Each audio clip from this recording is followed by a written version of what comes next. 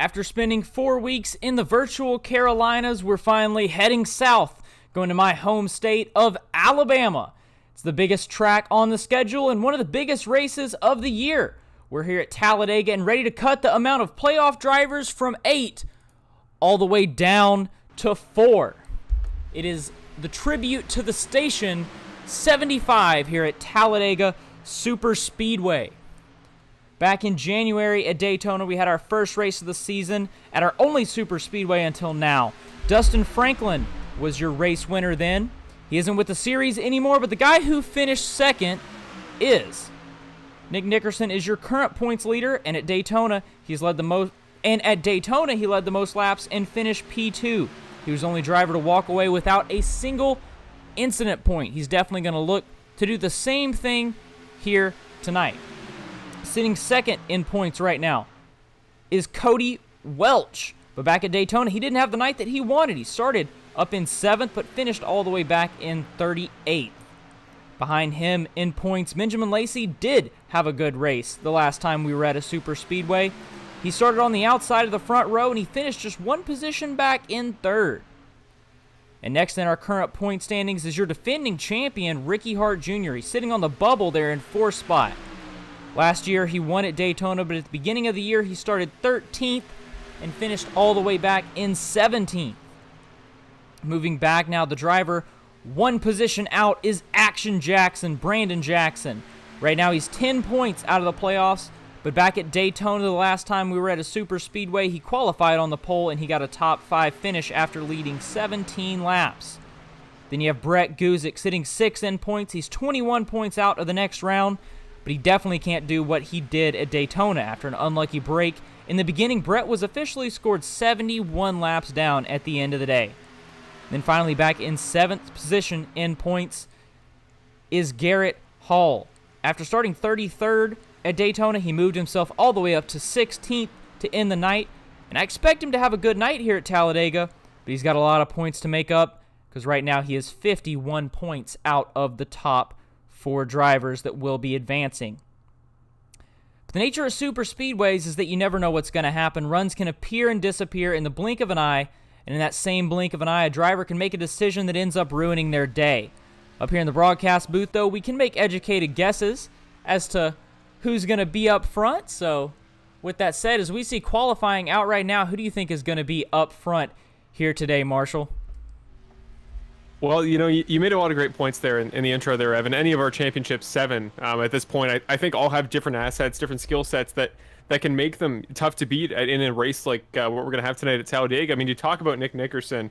If there's a guy who can carry over what he did at Daytona to start off the year to a very similar Talladega race, I feel like he had everything. You talked about the no incident points, the only driver in the field to do so, which says everything you need to know about the style of super speedway racing themselves. But no, I mean, he was up there the entire race, came home second. I mean, heartbreakingly close to the win, especially considering now, how many he's taken home since then. To go all 7 on the year would have been certainly something special. So he's somebody that's going to be up there up front all day, is going to compete, just needs to stay out of trouble, and that's probably going to be the most important thing tonight of anybody. But you talked about him as well. Brandon Jackson's had a rough last couple weeks. He's had a lot to deal with, both on and off the track. You could say there's been a lot of stuff going on there, but I think now that he can kind of just focus on the final race of the playoffs, he's in that position where he knows he has to make his way in from the outside. He's not in the top 4 right now. The first time all season that's been the case. He knows he's got some stakes to work with tonight, and I think if there's anybody that could make those big aggressive moves, those late race sends that you need to beat somebody like Nick that'll be up there up front all race, I feel like Brandon's the guy to kind of break into that top bubble. And if there's any guy you want to trust in that sort of position, it's probably the guy you call Action Jackson. So I like both of those guys' chances. They've had great battles all season, but I'm always going to side with the guy that wants it more, the guy that's more hungry for it. And I think in that regard, I think Brandon's your guy tonight. Brandon is definitely going to be the hungry driver. We've seen him at super speedways, and we know that he's definitely a really good driver at super speedways, but of course, we've seen a lot of good drivers here at super speedways. And the thing about super speedways, and one thing that I kind of love and hate about super speedways, is that it's a little bit of luck that's involved. As there you see Nick Nickerson. He heads to the top of the board. Of course, not much luck involved with qualifying here, a 54.44, but then Jason Greenwell with a 54.45. right behind him. So that really shows you how close this qualifying is. But when we actually get to the race, you can be a good super speedway driver, but in my opinion, you're going to need a little bit of luck on your side as well. So it's all going to be who's got that rabbit's foot in their pocket, you know, who's got that four-leaf clover that they're hanging on to inside of their car, who's going to be lucky tonight here at Talladega. Yeah, you can be as talented as you want, but you gotta trust the guy behind you giving you a shove at over 200 miles an hour to be talented as well, and that's where it can sometimes be tough to guarantee yourself a great race finish here. Yeah, like I said, Nick Nickerson up to the top of the board. Second lap is going to be slower, but we've got a bunch of guys getting ready to qualify. Brandon Jackson, one of those guys that's out right now. We'll watch him. And we'll go ahead and watch him in the cockpit. The 22-year-old Iowa winner, 10 top fives on the season.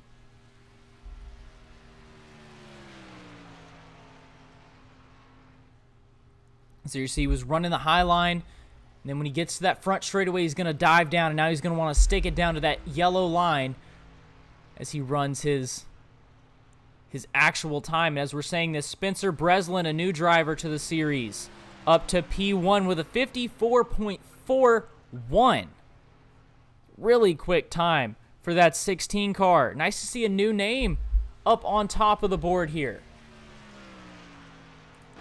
Yeah, that trend we got going this season of rookies showing up and making an impact, it continues yet again. Spencer Breslin, 200ths clear. Nick Nickerson, which at a track here like Talladega is miles and miles. But yeah, you talk about there, Evan, that in qualifying, really just want to hug the inside yellow line all the way around the track, but you want to get that big run off the high line on your very first lap and your warm-up lap before it counts. So Brandon's been hugging it all lap. He's been right there. He's looked pretty much spotless the entire time. But again, such small margins. You make one tiny slip up, and that can be 10 spots real quick. Ricky Hart, another championship contender, he will come home 9th. But Brandon crossed the line for the second time. This is his final available lap, and he is only going to go 18th. So, you know, again, you talk about less than a 10th off, maybe even the guy in like third. So 12 spots made up by only a 10th. That shows just how small the margin for error is. And though that's not a terrible spot, certainly kind of midfield, just above, you know that Brandon was hoping for more to give himself a little bit more of a favorable spot in such a chaotic race.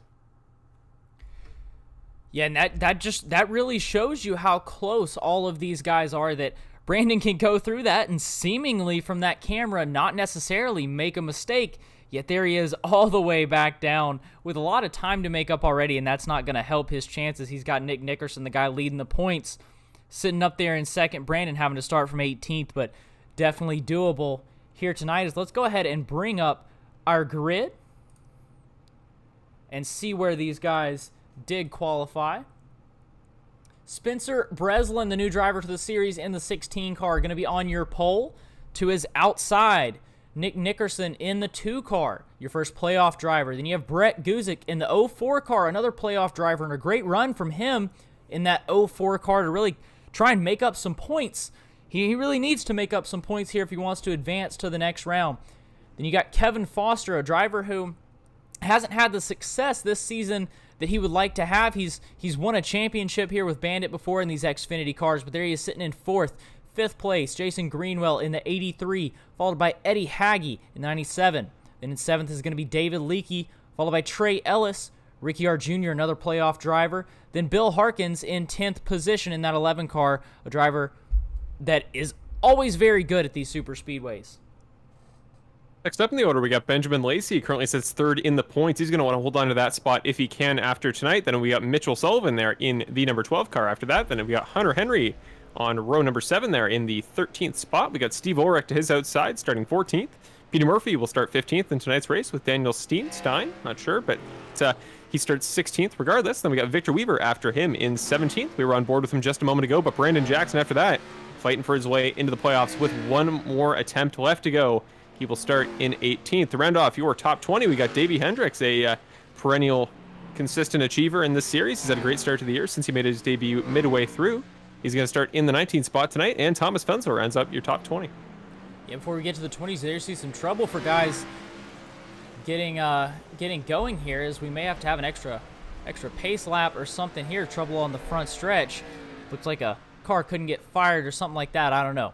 But in 21st position is going to be Cale Zook in that 44, followed by Anthony Caetano in the 79. 23rd is going to be Mason Flagar, a driver that was fast in practice in the 72 car. Then you have Matt Crockett in the 10. In 25th is Charles A. Oberg. We're going to talk about him a little bit later. He's in the 02 car, followed by Nick Korn in the 24, a new name there. Then Zach Grant, another new name in the 81 car, starting in 27th. Then in 28th, Joey Zaremba in the 9, followed by Alan Castle and Garrett Hall in 30th position.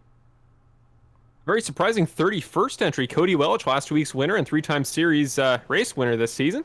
He's had a great season so far, but he'll have to start from 31st tonight. Christopher Ferrara in 32nd, Curtis Michaelis in 33rd, Connor Sawyer in 34th, Mark Allen Bivens in 35th, Kim Janer in 36th, Nicholas Gadena in 37th. And just a quick note before we go green, Spencer Breslin, your pole sitter, has been given an end-of-the-line penalty, meaning that the drivers fighting for the playoff spots will start the race. Probably a coordinated thing beforehand.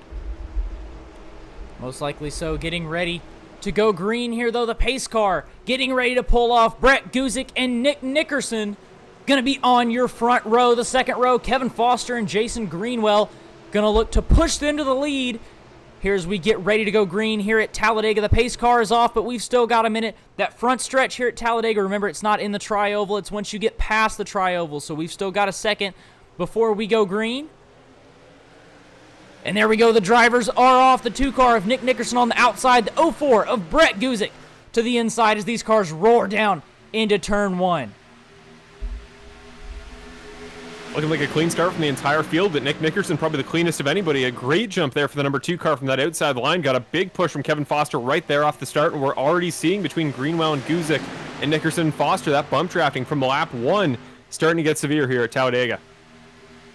You see these guys stacking up and a little bit of wobbling back and forth as we go down this back stretch. Brandon Jackson down the middle, looking to make a move through the middle already.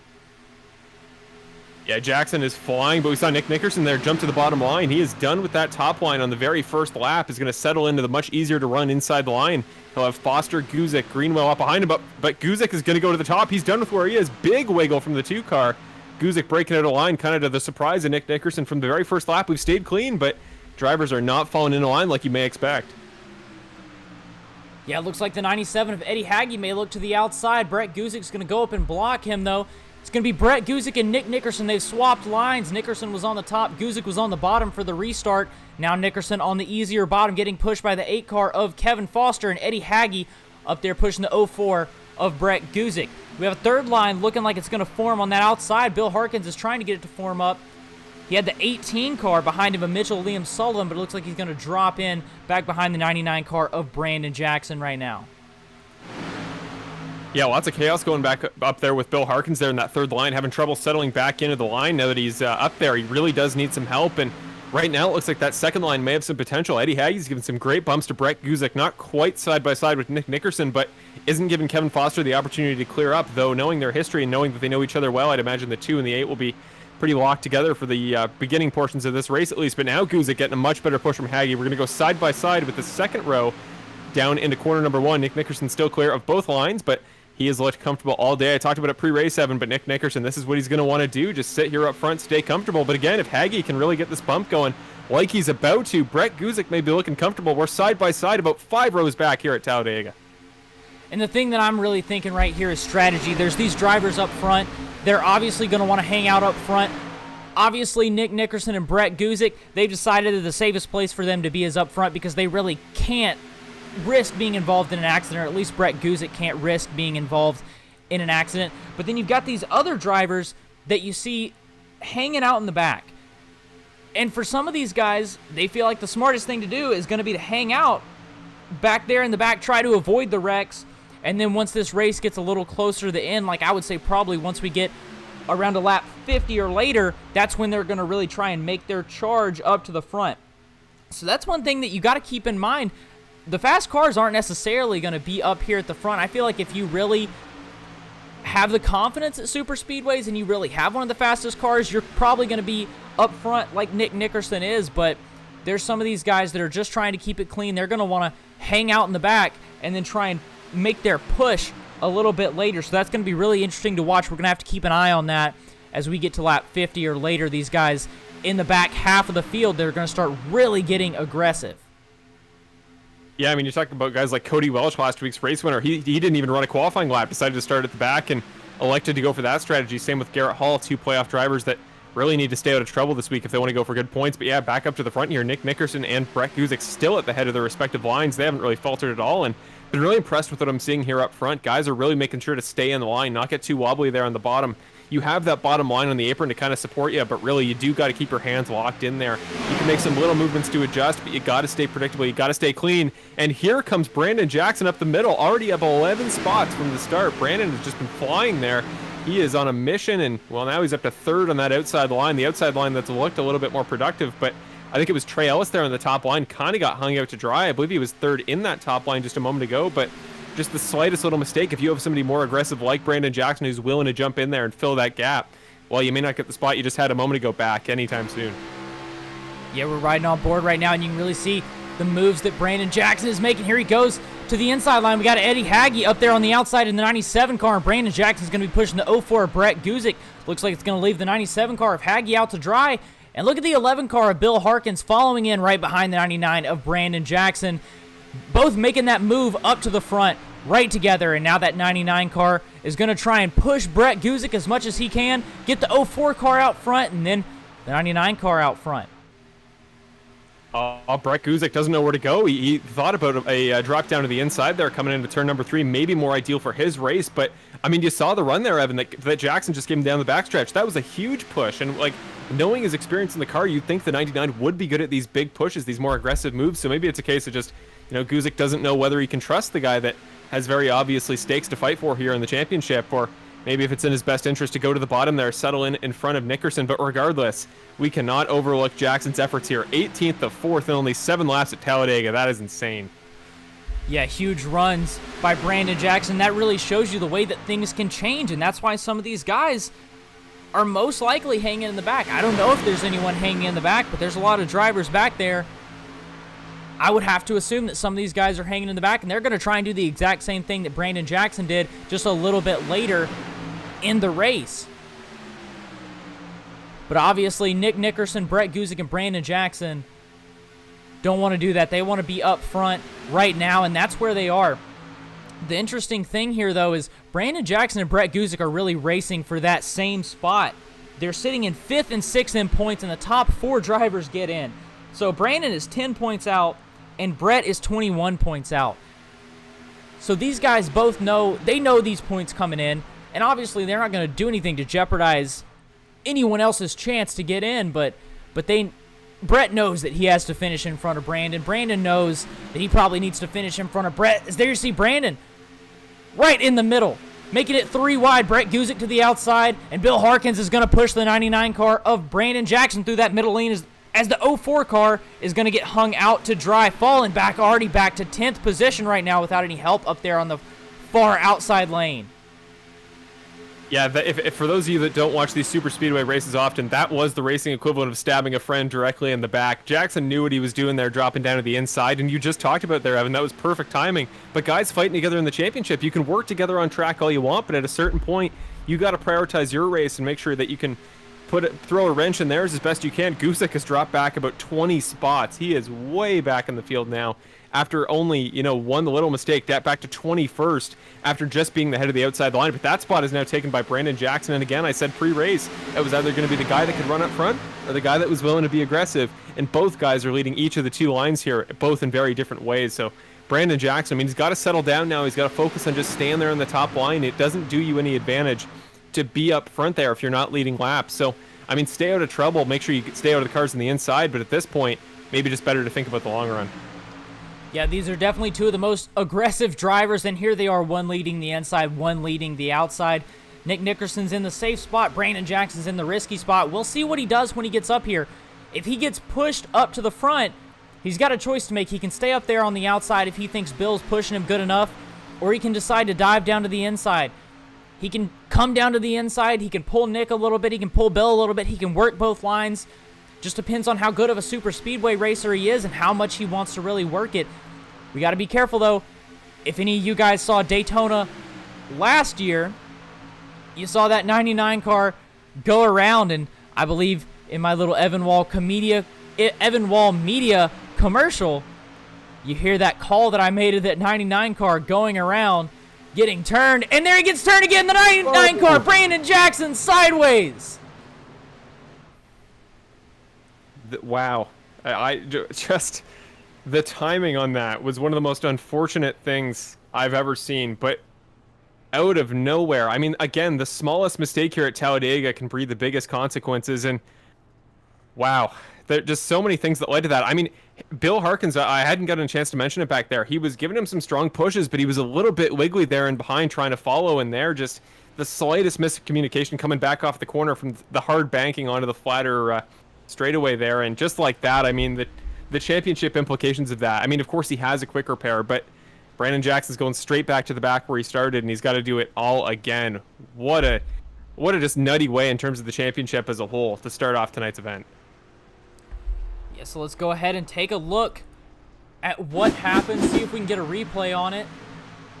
That's not going to be close enough. Let's see if we can get another one a little bit closer. Following the 99 car, Brandon Jackson just gets turned off the nose of the 11 of Bill Harkins. Let's see if we can really see where this incident starts. So Brandon's running a little bit lower than the 11 car of Bill Harkins is.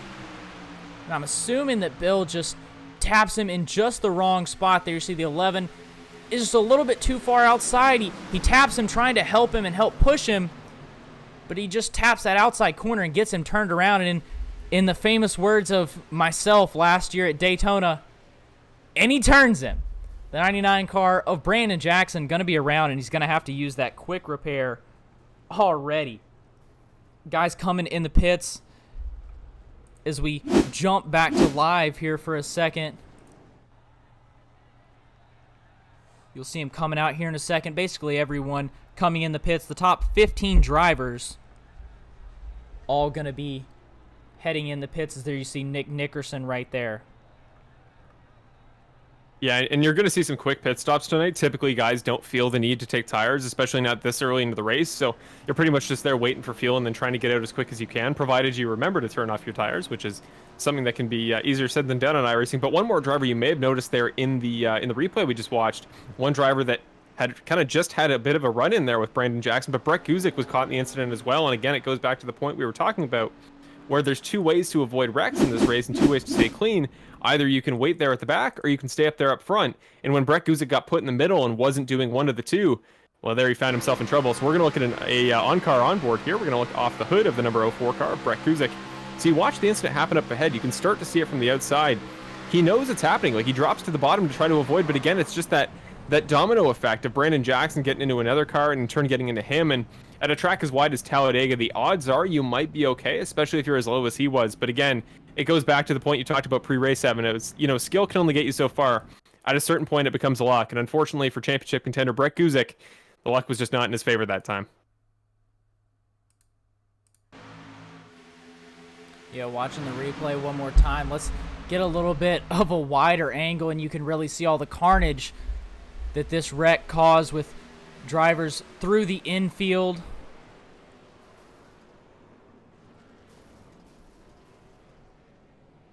And one of the drivers involved that we're going to talk about here for a second, it's going to be that 02 car of Charles A. Oberg. So let's head back live here. Let's look at Nick Nickerson, who's out front. Lights are on the pace car. 2 laps to green right now. So I'm going to go ahead and talk about the sponsor of today's race. Or it's not necessarily a sponsor, but what this race is. It's the tribute to the Station 75. And so the driver of the 13, Chris Ferrara, reached out to me. He sponsored today's race here at Talladega. And it's a tribute to the Station nightclub fire that occurred on February 20th, 2003 in West Warwick, Rhode Island. It killed 100 people and injured 230. The fire was in a nightclub, and it was caused by pyrotechnics set off by the tour manager of the evening's headlining band, which ignited flammable acoustic foam in the walls and ceiling surrounding the stage. The blaze reached flashover within 1 minute, causing all combustible materials to burn. Intense black smoke engulfed the club in 2 minutes. Video footage shows the ignition, rapid growth, and billowing smoke that quickly made escape impossible and blocked exits that further hindered evacuation. The toxic smoke, heat, and resulting human rush toward the main exit killed 100 and 230 were injured.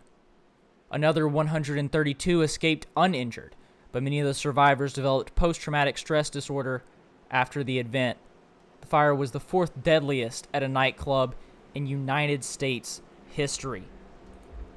And one of the reasons that Mr. Chris Ferrara reached out wanting to sponsor this race was because the driver of that 02 car, Charles A. Oberg, he's Chris's spotter, but he's running the races now. He was actually in that fire, and so he witnessed it firsthand.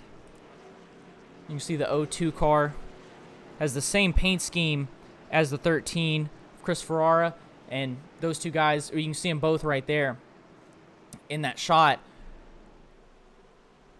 Both of those guys are running special paint schemes tonight in honor of the station nightclub fire and anyone who is affected by that, and it has the name of the people who lost their lives in that fire that night.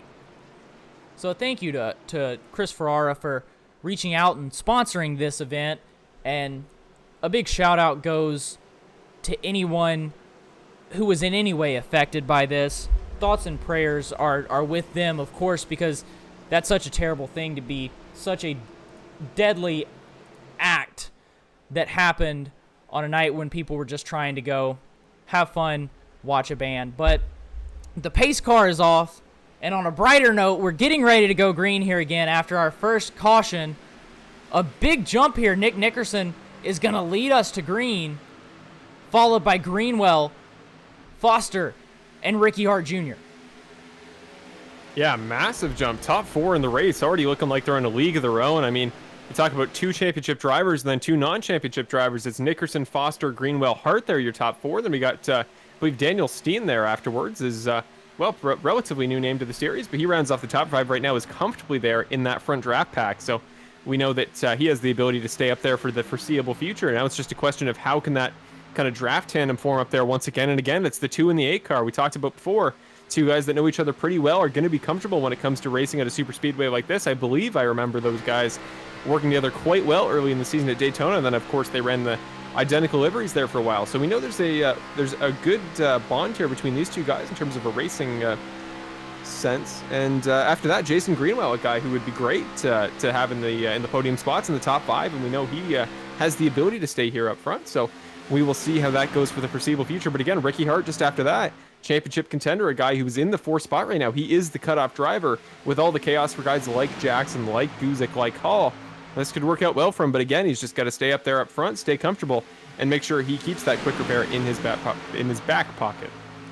Yeah, and a guy that I want to shout out real quick, driver that 87 car, Daniel Stein, and he's a guy that I don't know too well. I saw him a little bit last season. I don't think he's raced here this season, but I do know about him. That driver, that 87 car, Daniel Stein, he was deployed, so he wasn't able to race for a long time, and really happy to see that 87 car back on track. I know he's friends with a lot of these guys here, and it's good to see him back on track.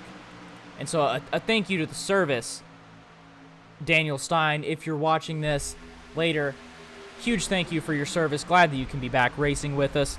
And good to see you up here in 5th position. Let's hope you can stay up here. Lap 16 of 75, sitting in 5th position right behind the 64 car, Ricky Hart Jr. And speaking of Ricky Hart Jr., look who's making that outside line work. Only problem is that 87 of Daniel Stein seems to be blinking a little bit now, and that's really going to hurt Ricky Hart Jr. because every time he blinks in and out, that affects the airflow. Aerodynamics are so big here at Talladega, so at a short track, blinking in and out like that wouldn't be that big of a deal. You wouldn't know where the guy is, but now the 64 car, Ricky Hart Jr., and then that 84 car behind him of David Leakey, not only do they not know where the guy is, but it's messing with their aerodynamics, so that's really unfortunate. Hopefully that 84 car, Daniel Stein, can get that fixed and get back up here. Already fallen down to 16th position. That's really unfortunate. But another thing that I want to go ahead and mention, I've had a lot to talk about. I'm sorry if I'm rambling on today, but the 84 car of David Leakey he sent me a message before the race saying that his mother watches all the races and her dog Sadie passed away. Her dog Sadie that she had for 17 years passed away. And David has some special decals on that car. So I just wanted to mention that our thoughts and prayers up here in the broadcast booth are with you, Miss Patsy. I hope you're doing well tonight. And a huge thank you for watching the broadcast. I know how tough it is losing a dog, especially one that you've had that long. So thoughts and prayers are definitely with you. We hope that you're doing well at home, and we hope that you're having a good night. Again, thank you so much for watching us.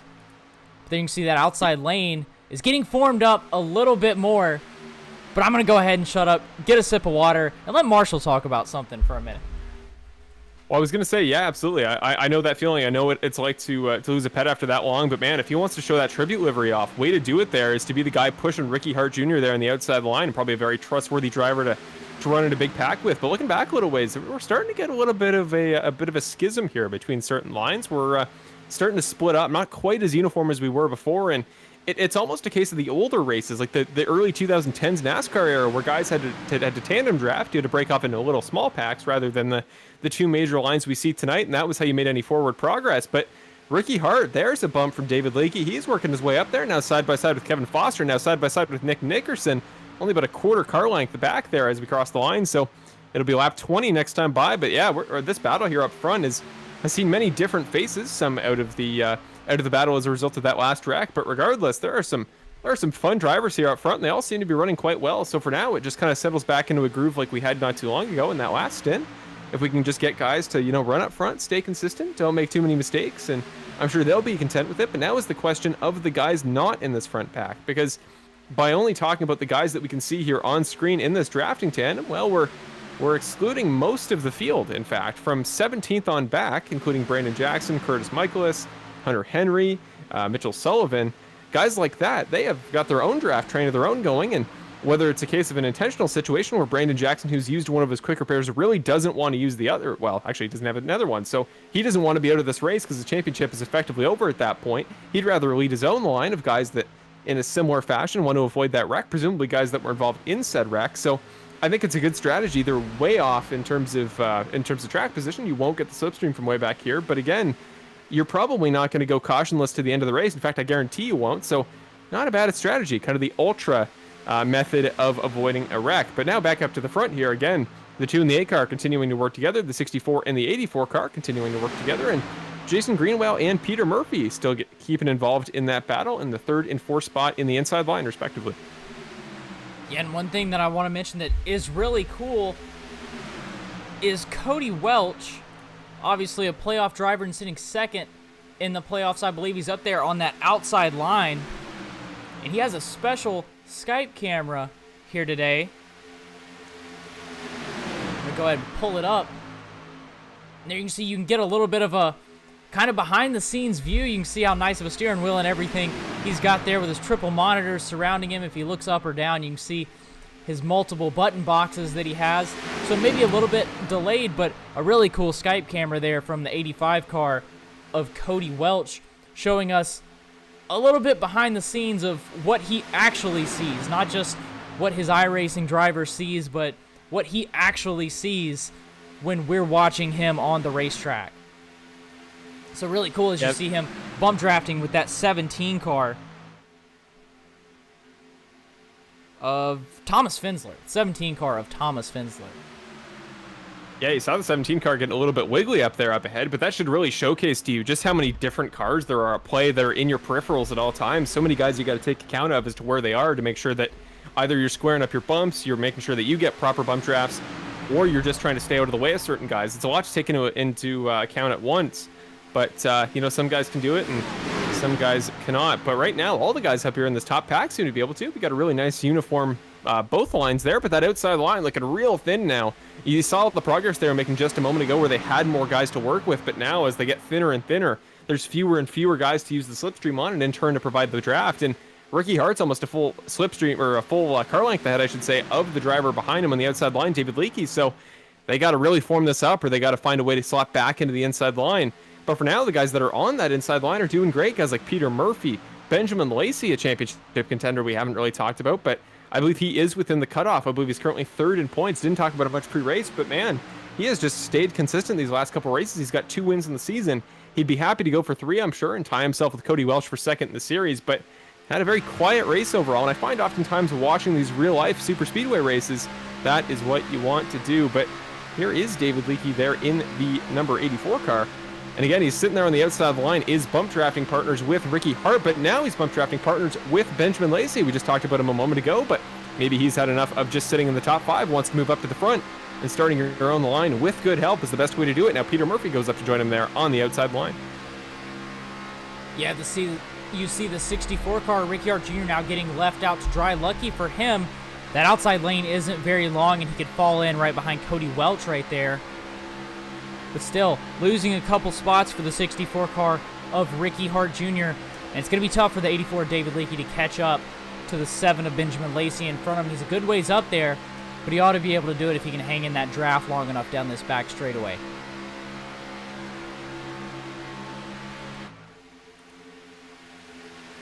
Yeah, that outside line's starting to get there again. Peter Murphy up to the point here as we see a great bump down the backstretch there from Benjamin Lacey, who settled in behind him.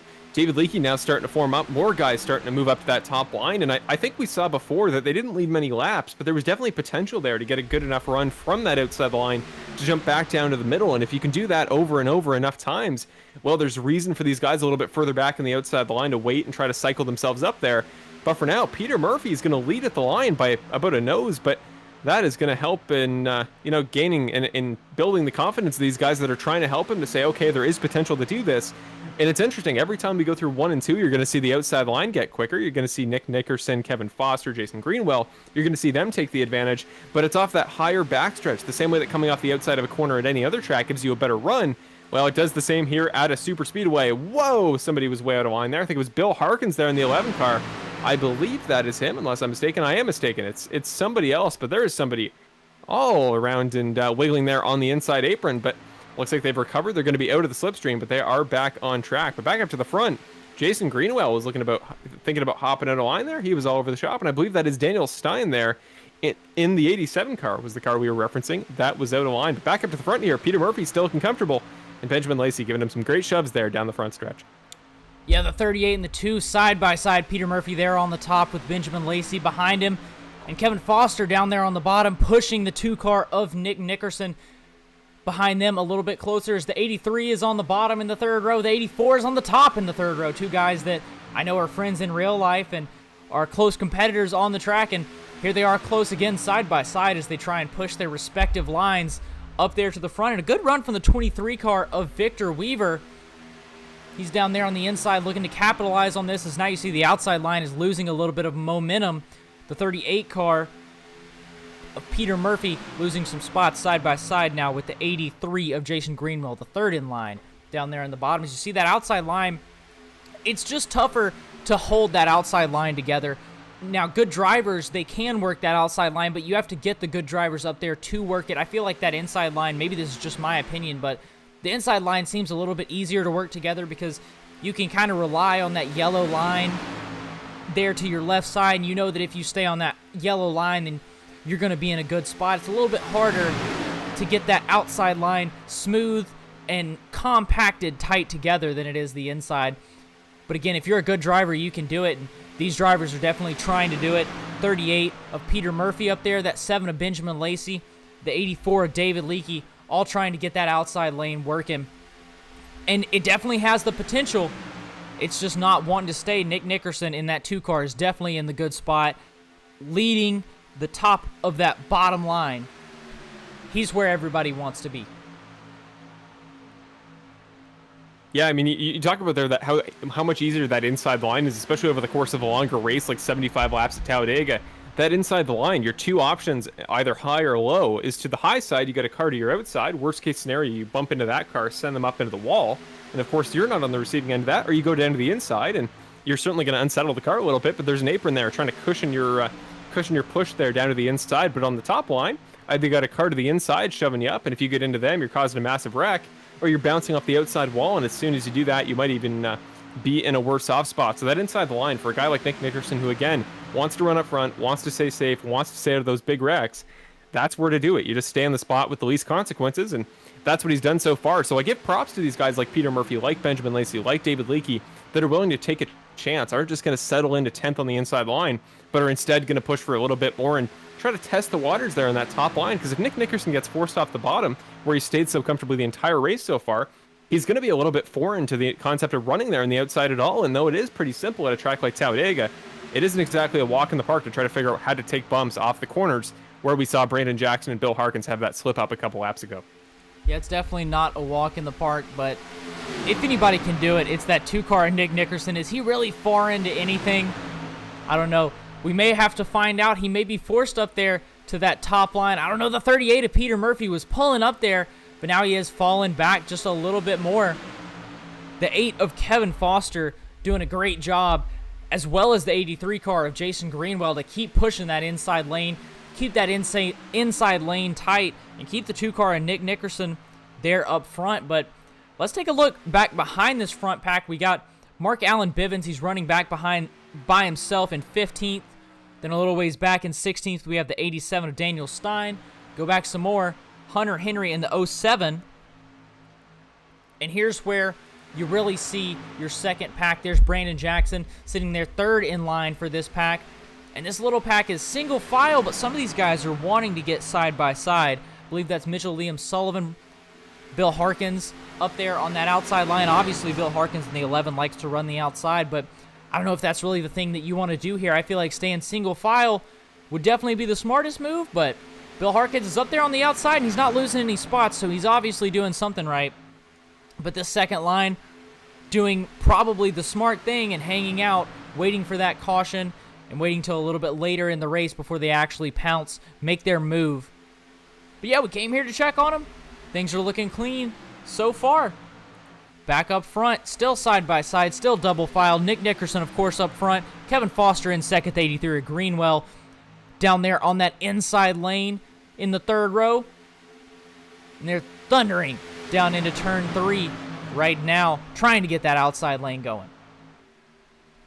One guy that I just talked about who is not having a walk in the park is Mr. Kevin Foster. He's sitting there in the second spot, looking pretty comfortable right now, but he seems to be having a tough time staying there in that bottom line. He's kind of getting wiggly there mid-corner, partially because Peter Murphy is doing the same. Both guys kind of getting wiggly when they're side by side together, having a tough time staying directly locked into the line they're in, which for the short term seems fine. We're now 32 laps in, almost at the halfway point in tonight's race, and the 2 and the 8 car have, well, they've been perfect to this point. No mistakes from either man so far. But if you're going to keep kind of getting wiggly there, going to keep tempting that inside apron, eventually it's going to bite you and cause a massive big one. And then those guys in that second pack are going to be the ones who look all the wiser. Thomas Fensler there coming down pit road, and I believe I saw Mark Allen Bivens as well, was another entry heading into the pits. So, whoa, only 2 cars in pit road, but we're still having some pit release issues that you see all too commonly in a lot of other series. But yeah, now they're out of the pits. They got everything figured out, and they can continue onwards. But Peter Murphy back up front is hung out to dry, and now we're seeing the pit cycle start. All your leaders there from that front pack are coming in, including Peter Murphy from the outside line. Nickerson the first down to pit road. Kevin Foster, Jason Greenwell jumps the 38 car, and several other guys all side by side packing up as we head down pit road. Yeah, I believe the 9 car of Joey Zaremba missed his pit box. I think he's going to have to come around again. I think he had some trouble getting in there. I believe it was Mark Allen Bivens that we saw coming out of his pit box when Zaremba was trying to go in. So I assume that he missed it, and he's going to have to go around. So that's an unfortunate break right there. Was there, you see some trouble for the 16 car getting in his pit box as well. The 2 of Nick Nickerson going to be the first out. The 8 car, Kevin Foster, following him right behind. And you see the 7 of Benjamin Lacey. There goes Ricky Hart Jr. heading out. Sideways for the 4 of Trey Ellis. Welch also heading out. And one thing that's important to note is we see most of our main top contenders here is we see that second line that was led by Brandon Jackson and Hunter Henry heading down into the pits. As these guys start to funnel out, it's so important to get back in your drafting line you were just in. If you're kind of in a no man's land in between cars and you had a slow pit cycle, that is going to come back to bite you huge, and it's going to mean you're out of the draft, you're out of that top groove. And well, while previously that top group had about 14 cars in it, that big front pack, now it's down to 4, maybe 5 if, who was that in 5th there? It's Benjamin Lacey. If Benjamin Lacey can catch back up to the back of that pack, maybe it's 5. But right now, all thanks to very subtle pit differences, well, now we only got 4 cars leading there up front. That's Nickerson, Foster, Greenwell, and Murphy. Yeah, Benjamin Lacey sitting here in 5th, and He's hoping that he can catch these guys up in front of him. It looks like he's gaining on them.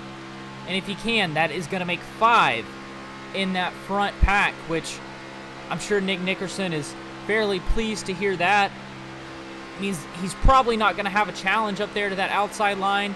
Most likely those 5 are going to stay in place. And yes, the 7-car Benjamin Lacey is going to catch up to that pack. So I'm sure these guys are happy to hear that they can be out front and hopefully out of trouble all at the same time.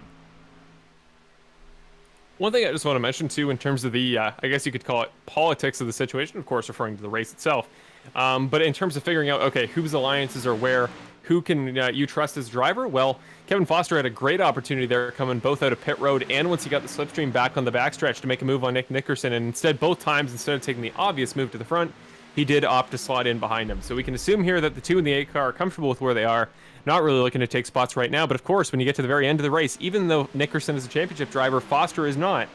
Well, you never know what it takes to go for that first win of the season. I believe Kevin Foster either has 1 win on the season or he doesn't have any. So, if you're going to take that opportunity, might as well go for the much more glorious win than perhaps any on the season at Talladega.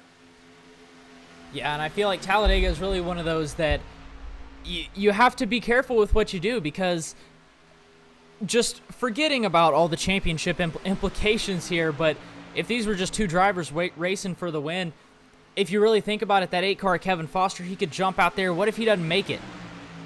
Then that 2 of Nick Nickerson knows that every chance he's going to get, that 8 of Kevin Foster is going to jump out there. So that's one of the things that you have to think about that you really don't realize you have to think about going into this race. You really have to help people out at super speedways, because if you help people out, then they're going to help you out. It's kind of like people are going to race you like you race them. So if the 8-car helps the 2 right up to the end, that's probably going to be his best move, and I would assume that that's what he's going to do unless he gets some insane run or something like that. I honestly feel like the 8-car is in one of the best positions of the race right now. He can push the 2 to the win. He seems to be a good pusher. He's doing a good job of getting his nose out there so that his car doesn't overheat. He's got people behind him. I think he's in a really good spot right now to push the 2 of Nick Nickerson all the way up to the last lap. Then the last lap, the cars go 5 wide. Whoever gets the win gets the win. I feel like that's what's going through Kevin Foster's head right now, if I had to guess. At least that's what would be going through mine.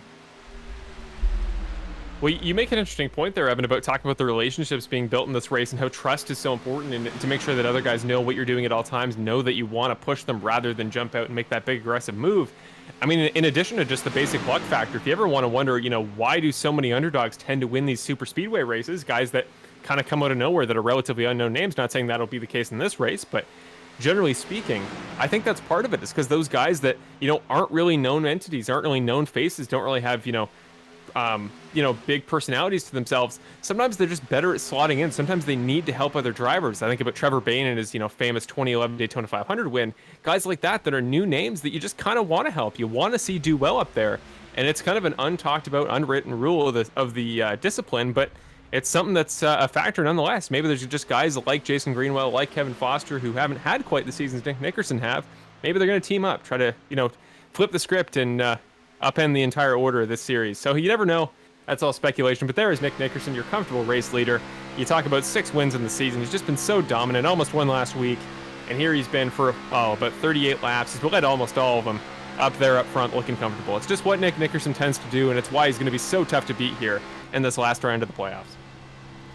Yeah, but there you see up in front of Nick Nickerson as we go to the onboard, lapped cars. That's going to really be the trouble, is dealing with lap cars here. Obviously, as you're looking at them, they're not as organized as this pack that has Nick and Kevin Foster in it. And not only are they not as organized, they're double file. They're too wide. So how are these guys going to get by them? Oh, and there's an accident right in front of them. Oh, and some of the leaders were involved. Somebody just took Kevin Foster takes a huge lick there off a lap car. You could not have timed that any better there, Evan. Immediately as we talk about it, yeah, just the tiniest incident between 5 lap cars.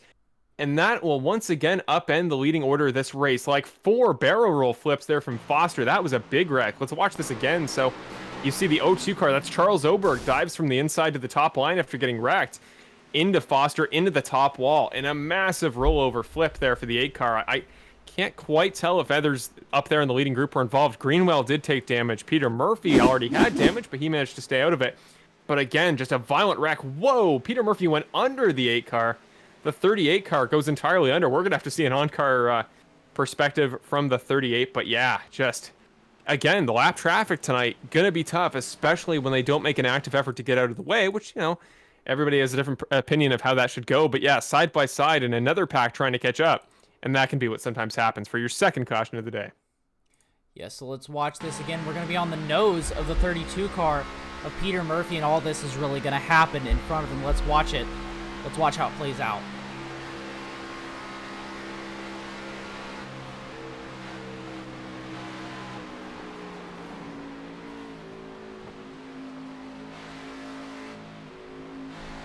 Yeah, I know if I was the driver of the 38 car, he'd have to, if that was me, I'd have to park in pit road, go use the bathroom, you know, change. I'd have to change after that one. That's a scary one right there, to say the very least. Well, luckily, based on his car branding of black, purple, and yellow, chances are his race overalls will probably be black already, so it would blend in quite well. Man, that was nuts. Again, I was hoping that when we saw that lap traffic in front, worst case scenario, they kind of worked themselves into the line, and that would be the most we saw. But yeah, let's see what the actual root of this problem was there up front. So that was the 93 car, I believe, of Alan Castle. Going to go slow motion here to see what happens. But guys, there were wiggling quite significantly there. It looked like they weren't quite as formed up as that top line. Maybe a guy just came out of the pits and they hadn't quite got it figured out. Whoa, yeah, the 9 car just got real wide there. Really couldn't quite hike to the bottom as much as they would have liked, and I think that's Joey Zaremba getting involved with Charles Oberg. So, yeah, again, it's the smallest mistake can have huge consequences here at Talladega, and there you see is the massive impact. And man, you got to feel for Kevin Foster. He's got a quick repair. He will continue in tonight's event, but that is going to put him a lap down. So tonight's event gets particularly more difficult and a lot more unpredictable for even guys like Nick Nickerson, who did just lose his drafting partner as a result. Yeah, obviously Kevin Foster is going to be really upset there, but I'm sure Nick is as well. As good of friends as he is with Kevin Foster, and as much as I'm sure he trusts him to push him, he just lost a big part of his race right there. But one thing that I think is important, look who's on top of the board right now. Spencer Breslin in the 16 car is going to be P1 at the moment, sitting out front. I don't know if maybe he's going to come down pit road this time. I would assume that he is. But even behind him, sitting in P2, if Breslin does come down pit road, is Victor Weaver. And Victor Weaver did just pit on this current yellow flag. That 22 car was only on pit road for 6 seconds, and so was Trey Ellis, who's sitting in 4th.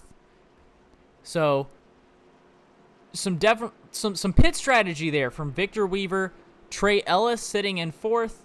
Then Thomas Fensler was only in for 9 seconds. He's in 6th, and Steve Ulrich only in for 7 seconds in that 25 car.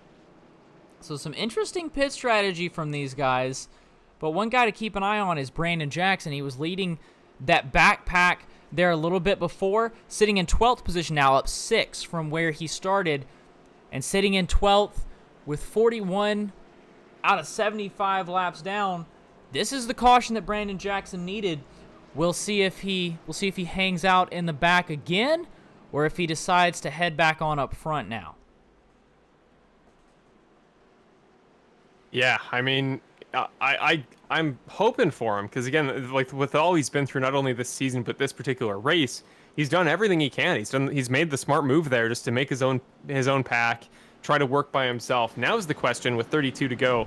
You don't have nearly as much time ahead of you as you did before. Again, you said there in the chat, it's absolutely the case. We're going to see another caution. It's Talladega. If we didn't, I'd be very disappointed. So chances are we're going to have more to go for. He could kind of reform that lineup again. He's now sitting in 12th in reference to Brandon Jackson, the 99 car. So he has the time there to set something up again, try to stay safe and try to make a group of guys all looking to maintain their ability to stay in this race the rest of the way. But again, you don't want to get too far back, because if we get a caution late in the race, we get the big one with 5 to go.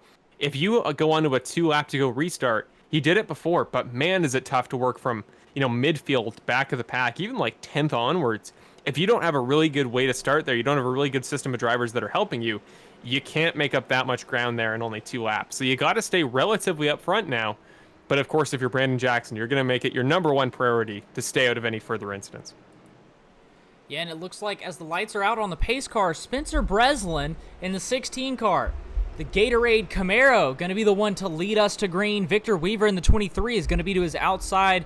I have to assume that both of these guys are going to be on older tires, so it's going to be interesting to watch. Hopefully they don't spin their tires. We've seen it before. Guys start up front, spin their tires, and then cause a wreck for some of the guys in front. You know, the 2-car, Nick Nickerson, has got to be worried about that starting in the 3rd position. Nick Nickerson is going to have the 38 of Peter Murphy there behind him, and Murphy's a guy that we've seen him be a good pusher, but he seems to prefer that outside lane, so we'll see what he does. Also, the 4-car Trey Ellis and the 17 to Thomas Finsler, 2 guys who barely spent any time on pit road, so we'll see how that outside lane works out for those guys up there. Getting ready to go back, though, the pace car is heading off. Yes, indeed. Getting doubled up, stacked up, ready to go. Spencer Breslin, tonight's pole sitter, who did get sent to the back, is the control car. Waiting on the green. We're going to get ready to go in just a moment. And green flag is out. Back on the gas for all, 30-plus cars left in tonight's event, especially on the lead lap. And there we go. Breslin, not an incredible jump comparatively to the guys around him, but of course had the oldest tires of anybody in that front group. So that was to be expected. But Nick Nickerson is going to jump Peter Murphy now. He's going to entirely forego his former kind of group member there, and is instead going to opt for the inside line ahead of, I believe that's, whoa, somebody's already on the line. That's Hunter Henry. He gets high. He's going to cause some chaos there in the background, but I think everybody reforms. What a save there from half the pack to keep it going green. Hunter Henry got a little bit wonky there on the inside line, got sent off, I think, below the apron, and in turn, everything got nuts. And speaking of nuts, this is it. This is the racing you like to see at Talladega. Guys are done with the status quo.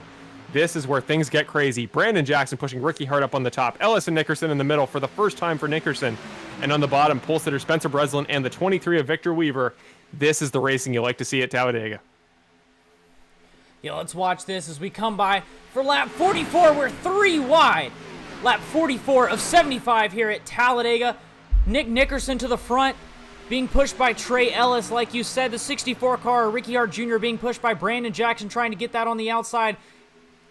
Oh, and a little bit sketchy there between the 7 car of Benjamin Lacey and the 4 of Trey Ellis. These guys are getting a little bit wiggly. The 16 car getting back in it, being pushed by the 23 of Victor Weaver down there on the bottom, but falling back some now. The 2 and the 4 car are going to move down. That's going to leave the 7 of Benjamin Lacey there on the middle, almost hung out to dry. They've got some pressure from the top line, but the problem is they don't have much help up there on the top. It's the 64, the 99, and the 17. That's all they've got. These guys really need to get down, get some more help up there on the top, or they're going to be falling back. The 99 car, he looks like he is getting some help, and we're 4 wide here at Talladega. The 64 of Brandon Jackson on the outside, then the 99 under him, the 7 under him, and the 23 of Victor Weaver down to the very bottom. Yeah, that was the action part of Brandon Jackson's name there. That was a bold move there on his part to go 4 wide. Leakey almost gets up into the top line in a heart. He did not exactly get that thing settled down when he got a push from the guy behind. There is all sorts of chaos throughout the field going on. Guys just having a tough time staying in line. Maybe for the better, maybe for the worse. But Ricky Hart, for the second time in tonight's race, gets hung out on that top line. He is now out of the equation once again, going backwards. But again, plenty of race left to go here at Talladega. 30 laps. That's about, well, if we go green all the way, it's 30 minutes, but we absolutely will not. But back up to the front here, Nickerson and now Lacey leading up front there. Lacey's got a very interesting pusher there in Brandon Jackson, a guy that, again, may work with him for the time being. We can trust him to give good bumps, but the question is, when is that alliance going to come to an end? When is Brandon going to prioritize his own actions over that of the 7 car? And again, Nick Nickerson back to the inside line. He's back in his comfort zone, the one that a proverbial sledgehammer was taken to just a moment ago with that last caution. So he's back in the zone he wants to be in. He's in a comfortable spot, but again, if there was a scarier guy that you do not want to be to your top line, kind of scheming there like the 99 car, I don't know who it would be. Yeah, the 7 car leading down the backstretch with a push from Brandon Jackson, and he's going to dive down to the inside line. That's going to leave the 99 car of Brandon Jackson up there on the outside, being pushed by the 17 of Thomas Finsler. The 84 of David Leakey is going to be the third in line up there, but that bottom line is growing with the addition of the 7 of Benjamin Lacey. That's going to let Benjamin Lacey lead a lap. That's 1 bonus point for the 7 car of Benjamin Lacey as he leads here on lap 46 of 75.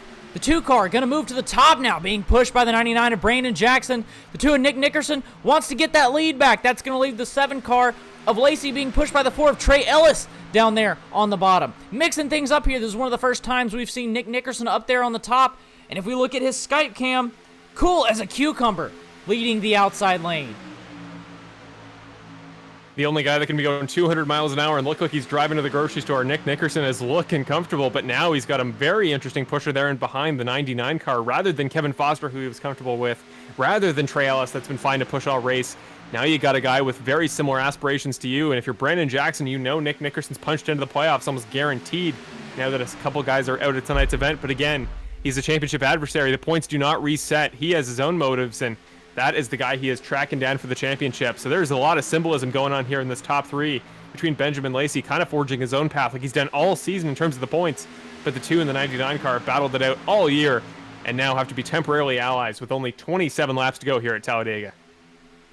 Yeah, things drawing to a close here. These are when guys are going to start getting aggressive. Guys who are in the back are looking to move up front, and that's obviously what Brandon Jackson did. He hung back during that green flag stint, that long green flag stint. Now here he is up front, sitting in 3rd position. 3rd or 4th, just depends on where the scoring tower is, but now that inside lane getting the push right now. The 7 car of Benjamin Lacey out to the lead right now with Trey Ellis and the 16 car of Breslin there on that inside lane, getting them the lead. On the top, again, the 2 of Nick Nickerson, the 99 of Brandon Jackson, and the 17 of Thomas Finsler. The 7 of Benjamin Lacey going to lead that lap again as well. Yeah, the inside line's starting to get into a bit of a groove again. Nick Nickerson is finding out that top line that he opted for on his own choosing, maybe not as ideal as he thinks in terms of getting to the line before the line on the inside. It's a very tough time there to try to lead laps there from that outside line. You got to really get good pushes. And again, the 99 car is a great guy to trust, but it's a tougher line in general to stay in. It's about even numbers from inside to outside. In fact, maybe even more to the outside than to the inside. But again, guys like the 17 car, like the 84 car, they start to fall off there in the corners a little bit because it's just so much tougher there to stay locked into the bumper in front. So they're having a tough time getting real good movements going. But now here we go. Nick Nickerson, great push there from Brandon Jackson. This should send him back to the point. And the question is now, if he gets a good enough push like Nick Nickerson might right here, is he going to opt to go back down to the inside of the line and leave Brandon Jackson to his own devices? He is, right as I say it. He does that very thing. Going to go down into corner number 1, take over the lead at the inside line once again. Brandon Jackson getting his own control of the line, which I'm sure he would probably like knowing his style of things. But, well, a guy like Thomas Finsler in this race so far is like really locked in terms of pushes, but maybe not so much right behind your race leader.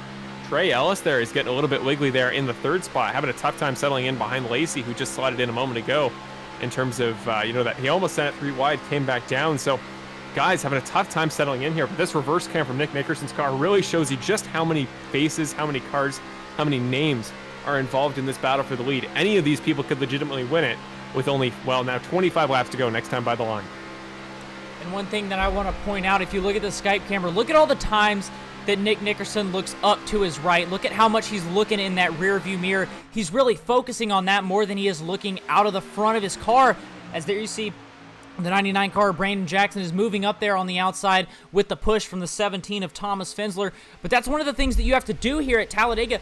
And at the super speedways like this, you're really focusing on your mirror. You're driving out of your mirror instead of your windshield, and that's something that is really tough to do. But as good of a driver as Nick Nickerson is, obviously able to do it almost to perfection. I feel like in a perfect world, he probably would have loved to get up there and block that 99 car Brandon Jackson, but at the same time, that's going to leave you susceptible down there on the bottom line for the 7 car Benjamin Lacey. But if we look back a little bit further, we have the 3rd line forming up, led by the 85 car of Cody Welch. Cody Welch looking to take things into his own hands, forming a 3rd line back here, but the only problem is it's not as strong as some of these other lines. He's got Ricky Hart Jr. behind him, though. We've seen Ricky Hart Jr. be a good pusher, they may be able to get something to work, but they're going to need more people than the 85 and the 64. We'll watch this next couple laps, see if we can get anybody to join him, and they are going to get people to join him. There's the 83 car of Jason Greenwell up there on the outside. He's going to be joining their row, as is the 8 car of Kevin Foster. We know Kevin Foster's a good pusher, and behind them the 11 of Bill Harkins. Bill Harkins definitely a fast driver and one that's always good at super speedways here. That third line is getting started with 24 laps to go here at Talladega, the tribute to the station 75. We're 3 wide up front. The 2 of Nick Nickerson out front. Man, if you want to know what guys want this race win bad, who are willing to take those risks, it's the guys going up to the top there. If you talk about the middle line being kind of like a gambling slot machine at a casino, that top line is straight up Russian roulette. You see there as guys get a little bit wonky in the back. Somebody is loose. I think it was the 18 car of Mitchell Liam Sullivan in the Hardy's entry. It is, but he gets it settled down. But he was all over the place there, getting real wiggly just a moment ago. But that top line, you take risks for that very reason. When guys get wiggly, they're going up into you. And speaking of which, Daniel Stein is around. Here is the big one for the 3rd time in tonight's race. Guys driving down to the apron to try to avoid. Most of them will. Not many cars involved. But there is your 3rd wreck of the night. Thomas Fensler looks to be a race leader when we go green next time by. But there is caution number 3. The 87 car getting caught up in the middle. And he turns him. The 87 car going to be turned by the 23 of Weaver. You see these guys are 3 wide right here. The 87 down there on the bottom. The 23 behind him. Looks like he's just going to try and give him a push. But the 87 was a little bit low and right in front of the 83 car of Jason Greenwell. Nowhere for him to go. And speaking of nowhere to go, yeah, poor Kevin Foster there, caught up in that whole thing. He took a big lick from the 87 car as well. I don't know if maybe Kevin Foster like kicked a leprechaun pre-race or didn't throw a coin at a fountain in his childhood, because man, he has just not had the luck going his way in these past 2 wrecks. And yeah, unfortunately, they kind of got caught in the aftermath. This is from the perspective, I believe, of Kevin Foster. So you see the wreck starting up front here. We're going to go slow motion. So you see the 87 car dive up to the top. From this point, I don't know what I would do if I'm him. I'd go to the bottom, but you got the 18 car of Mitchell Sullivan right there. So you're just driving straight, hoping that car spins down to the bottom. And unfortunately, it does not. Big lick off the front of the 87 car. Again, aerodynamics, not super important if you can stay on a slipstream, but that front nose damage, certainly less ideal than of course, not having it. And yeah, again, you got to feel for the number 8 car, but you don't have to feel for the number 17. Thomas Fensler becomes the race leader for the first time all race. Yeah, the 8 car is definitely going to have to get that repaired, because that's going to hurt him here. If he can stay behind, he may still be a good pusher, but he's definitely not going to be able to lead any lines. As guys coming down pit road now, Thomas Fensler going to lead everybody on. So far, every single driver heading down pit road, nobody staying out. Now you're going to see Nick Nickerson going to be one of the first guys to jump into his box, as he has the 2nd box right here. 16 car is going to have the 1st box of Spencer Breslin. Well, the 17 car may have been leading into the pit entry, but he missed his pit box about 3 or 4 times, had to keep going back and forth to get the car in. So keep an eye on this battle off pit road. Jackson is going to beat out, I believe that was Cody Welch that he beat off the line there. He is. Then we got David Leakey in behind. Of course, Thomas Fensler, as a result of missing his box, did drop back, only now just leaving the pits, barely beating out Victor Weaver. But Nick Nickerson winning the race off pit road once again. Important to mention, Spencer Breslin that you just talked about, who does have the top pit box as a result of being tonight's pole sitter. He, in the process of about 1 lap, dropped back 24 spots, dropping onto the inside line. He hit the apron, managed to save the car there. This was a couple laps back. Dropped back onto the apron, onto the inside, off the racing groove, and in only a lap, dropped 24 spots and is now back in 30th. That's just what it is like at Talladega. You make one mistake, and the consequences are more brutal than anywhere else on the calendar. Real quick, 21 laps to go here at Talladega. Another shout out to Christopher Ferrara. Thank you for sponsoring the race tonight. Of course, if you guys didn't hear, it's the tribute to the station. If you don't know what the station is, you can look it up, learn more about it. A nightclub fire in 2003 that the driver of the 02, Charles Oberg, was actually involved in. He was there, able to make it out alive, thankfully, after 100 people were killed in that fire for various reasons. Unapproved pyrotechnics, ceilings were too low with sound deadening foam that was very flammable. Too many people in the club that night, so once it started, it spread quickly, and there wasn't any way to get everyone out of there. Charles was one of the people that was seriously burned, and so glad that you're okay now. I mean, I don't want to say that you're okay. I don't know if you're truly okay, but glad that you're okay enough to be here, race with us, and just happy that you can be here. Thoughts and prayers are for anyone. Thoughts and prayers go out to anyone who's been affected by not only that, but any sort of life-changing fire. Any fire is really life-changing, whether it's some massive fire like that that's at a nightclub or just even at your own home. They can just be terrible and destroy everything in their path. So a huge thank you to Chris for sponsoring today's race. And if you want to learn more about that, you can just go ahead and look it up, the Station Nightclub Fire. You can read all about it. It's honestly very interesting to read about, and very glad to see that our driver, the O2, is okay and sitting in 33rd position right now. I'm sure not where he would like to be, but hasn't had exactly the run he'd like to have. He had to use a quick repair, but still nevertheless sitting in 33rd position. Then Christopher Ferrara in 23rd. But I think really at the end of the day, this is one of the best parts about series like this is, they give guys the opportunity to race in an environment that is, well, very high intensity, certainly very high stress in some cases, like a race here at Talladega. But, it gives you that opportunity to have camaraderie with others, to be part of a greater whole, to really get back into the swing of things with other people. And in a time like this, if indeed somebody is going through something like that, having results, mentally as a result of something like that, a tragedy like that emotionally, something like this, it's great to give guys the opportunity to, be part of something and to really fight for wins, but in a way that you don't feel necessarily hostile. You feel, like I said, a sense of camaraderie between drivers. And I know so many guys in this series have that. So to know that guys who may be going through similar situations have people like that in our series, I think is really special. And I think it's really special in the entire service in general. And well, the lights on the pace car are off, so we're going to go back green, and another one of a great races this season. We've had so many, and well, I don't know about you guys at home, or maybe you, Evan, but man, tonight has just been a blast. We've seen great racing all throughout the field. This last 19 laps to the finish is going to be going to have probably the highest stakes of any race this season. Of course, the playoff cutoff. You got season points leader Nick Nickerson up there on the point. Brandon Jackson right behind him trying to fight his way in. Benjamin Lacey there in third trying to hold his spot. This is about to get intense. 19 to go when we get to the line. Waiting for the green flag. Nobody has jumped quite yet. Nickerson had a great jump before. He is the control car, and now he goes. Green flag for the fourth time in tonight's race. The third off of a restart. Leads the field to green. Brandon gets a great jump as well, and Lacey not too far behind. But that inside the line having trouble working its way into a groove again. David Leakey a considerable ways back to Brandon Jackson there in the number 2 spot.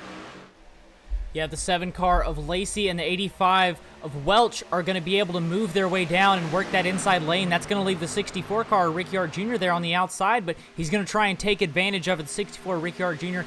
getting a nice little push, and the 99 of Brandon Jackson is going to jump out there, going to try and take the lead here with 20 laps to go at Talladega. It's going to be the 99 of Brandon Jackson on the outside being pushed by the 64 car of Ricciard Jr., being pushed by the 21 of Davey Hendricks. Then there on the inside is the 2 car of Nick Nickerson, being pushed by the 7 car of Benjamin Lacey, being pushed by the 85 car of Cody Welch. So these top 5 guys here, all in the playoffs. Davey Hendricks right there, right behind them, are in the mix of these guys that are in the playoffs. And then we got to go a little ways back. In 13th is the 26 of Garrett Hall. In 29th is the 04 Brett Guzik. That's where your other playoff drivers are. But here up front is where the action is at. Brandon Jackson and Nick Nickerson side by side as they head down the back stretch. 2 rows in a row of playoff drivers, all looking to get into the top 4 playoff spots after tonight. And there's the big move. Brandon Jackson down to the inside line is going to hang the 64 car of Ricky Hart out to dry, or I guess that depends on your perspective. Maybe you think he's better off there leading the line himself, having a little bit more control over his situation. But Brandon Jackson, again, for many times this season, is switching back and forth to whatever suits his personal preference at any given moment. And it's those risk-taking abilities that I talked about pre-race that makes him such a threat here at a track like Talladega, where, you know, you got to be able to make those decisions on the fly, prioritize your race. But I think the biggest issue right now for a guy like Brandon Jackson trying to make his way back into the playoffs, currently out of the bubble, he has to find a way in. And with all these playoff drivers up here up front, I mean, we got 4 top championship guys surrounding him. I think they are the 4 guys currently in the championship. Whoa, we're going to go 3 wide if Brandon Jackson can't slap back in, and he can't. This is going to change everything. Brandon Jackson, if he could stay on the inside, was going to be comfortable, but gets a little bit too wide. Nickerson jumps down below. Hart jumps to his top line, and he is now in a rough situation, out of his comfort zone a little bit. Now he's got to make that inside line work again, but as I was just saying, he's got to get a little more separation here in terms of the finishing positions. He can't finish around these guys currently taking the playoff spots.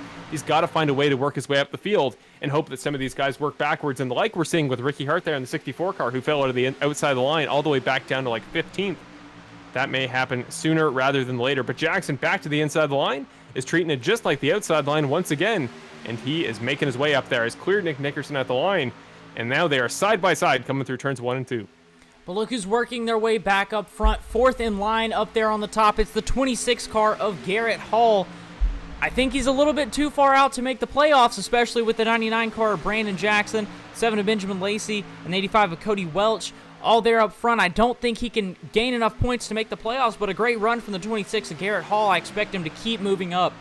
He's sitting in 9th position right now with 16 laps to go.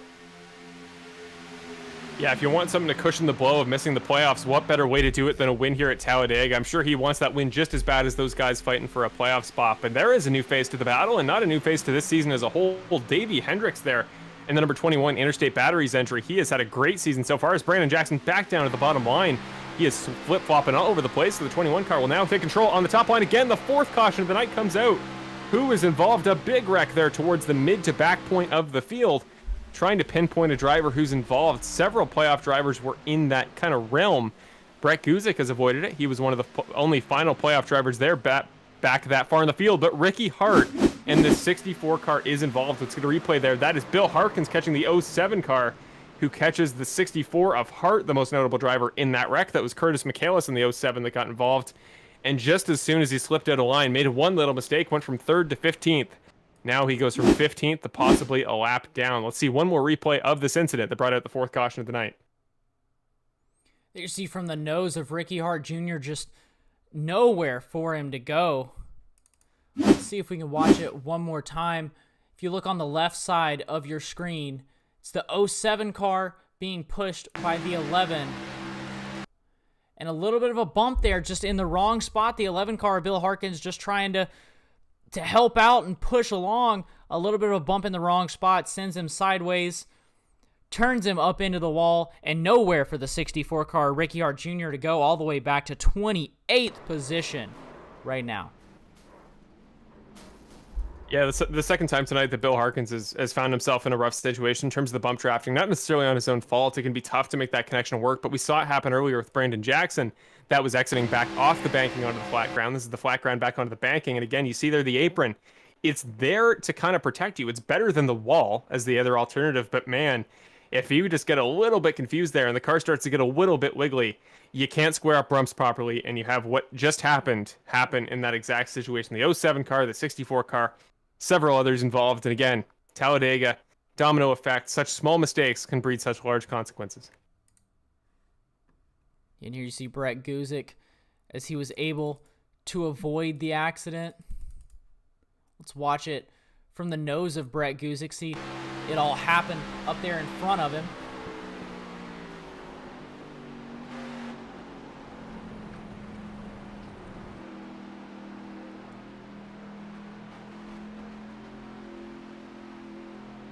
So a good job from Brett Guzik to be able to avoid it.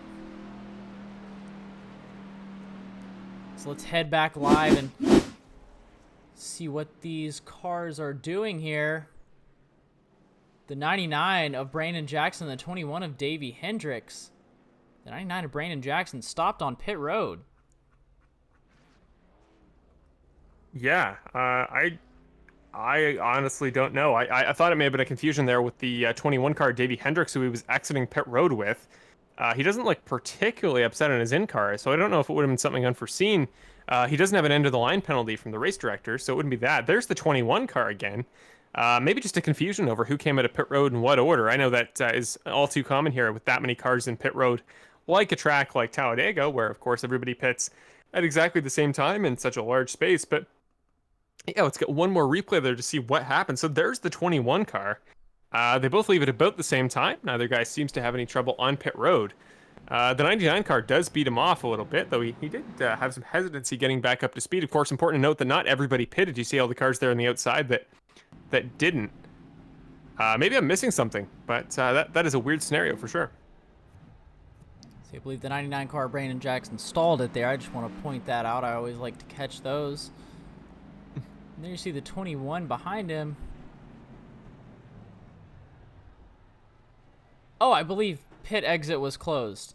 I feel really stupid for not realizing that the field was passing by on the outside there, and pit exit was closed as they were trying to come back around. I made the same mistake. That's a very good point. That would explain it. They did cross the pit exit line though. I'm wondering what are the effects? What is the aftermath of that? I certainly hope it's not like a penalty of any sort. I think at worst case, probably an end of the line penalty, which if you're the only guys to pit there of anybody, probably not the end of the world. Of course, with only 11 or 10 laps when you go back to green, not a ton of time to work up there from the back, but Brandon started 18th and was up in the top 5 within like 3 laps. So we know he's done it before here. The lights on the pace car are still on though as we come up to the line. So it'll be 12 to go this time, 11 to go at the very earliest if the lights on the pace car are off right now. Which they are. So 12 to go to the end of this race, 11 at the start of the next lap. And now is the question. We always ask it, Evan.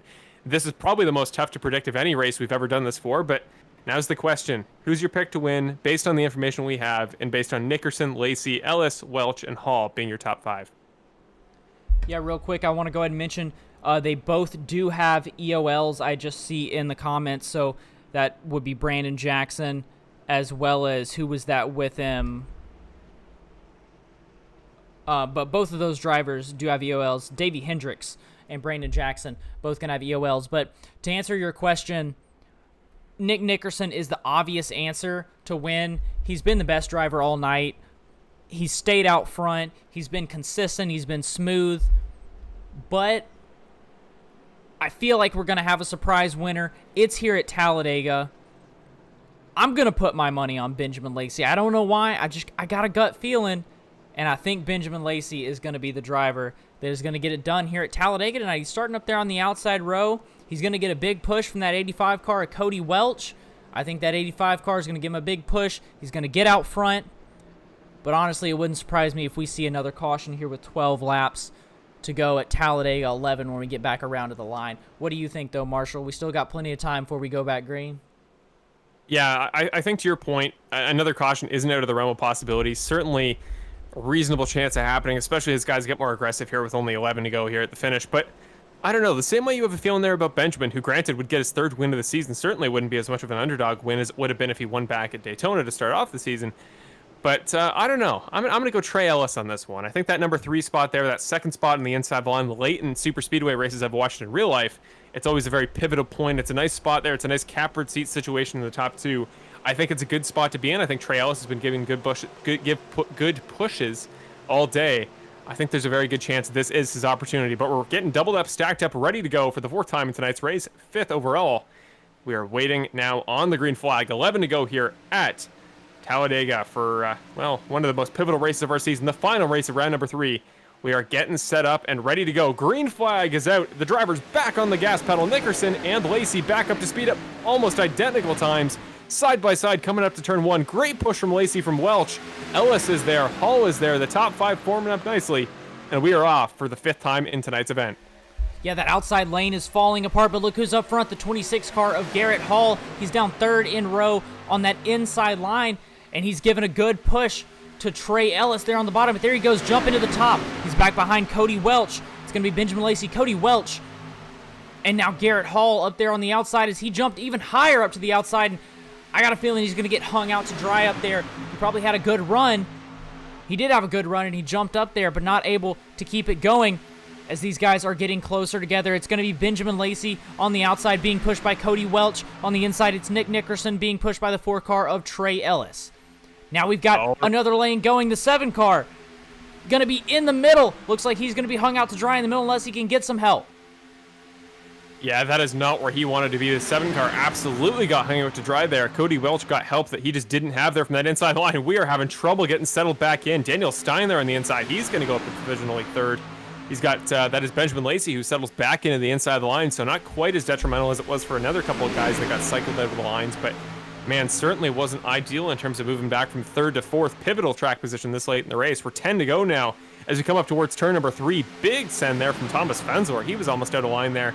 Got a little bit squirrely. Hunter Henry has gotten himself involved. Remember, he was the leader of that backpack a little ways ago. Now here he is up in the front, competing for the top 10, maybe even the top 5, maybe even a win if he can keep himself up there. Not to jinx him at all, but Cody Welch there, now the control car on the top line. The first time we've really seen him in a control situation up here in the front of the pack. He's done it all season, but he's working his way through the field now. There is Trey Ellis thinking about the top line, but Welch just had too good of a run.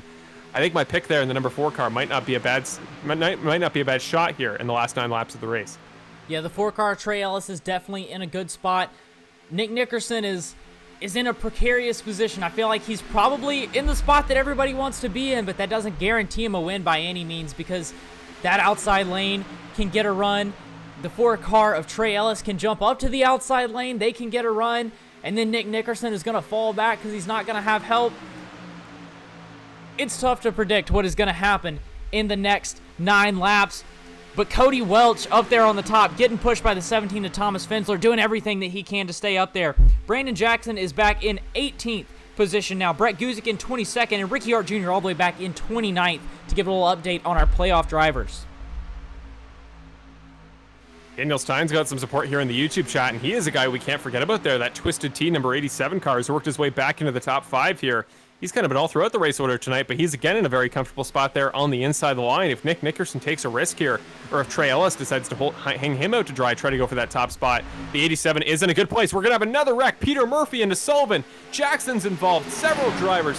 Hunter Henry is involved. There's a driver midfield there getting a little bit slidey. We predicted the other caution, and this may be the big one. Jackson involved. Murphy involved.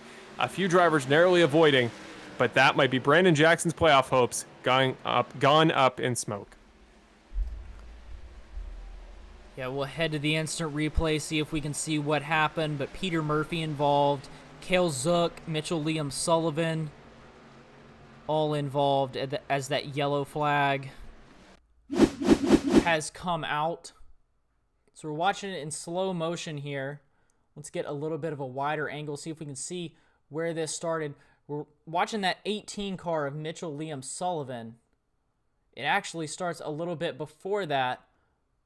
Let's rewind and see if we can figure out where this really starts. We're going to follow Hunter Henry in the 94. It's the chrome 94 car there. We're going to watch it in slow motion so if we can really, hopefully we can really see what is going on. But you see some of these guys up front are getting a little squirrely. Everybody's getting aggressive. We're 3 wide here. Hunter Henry being pushed by the 25 car of Steve Ulrich.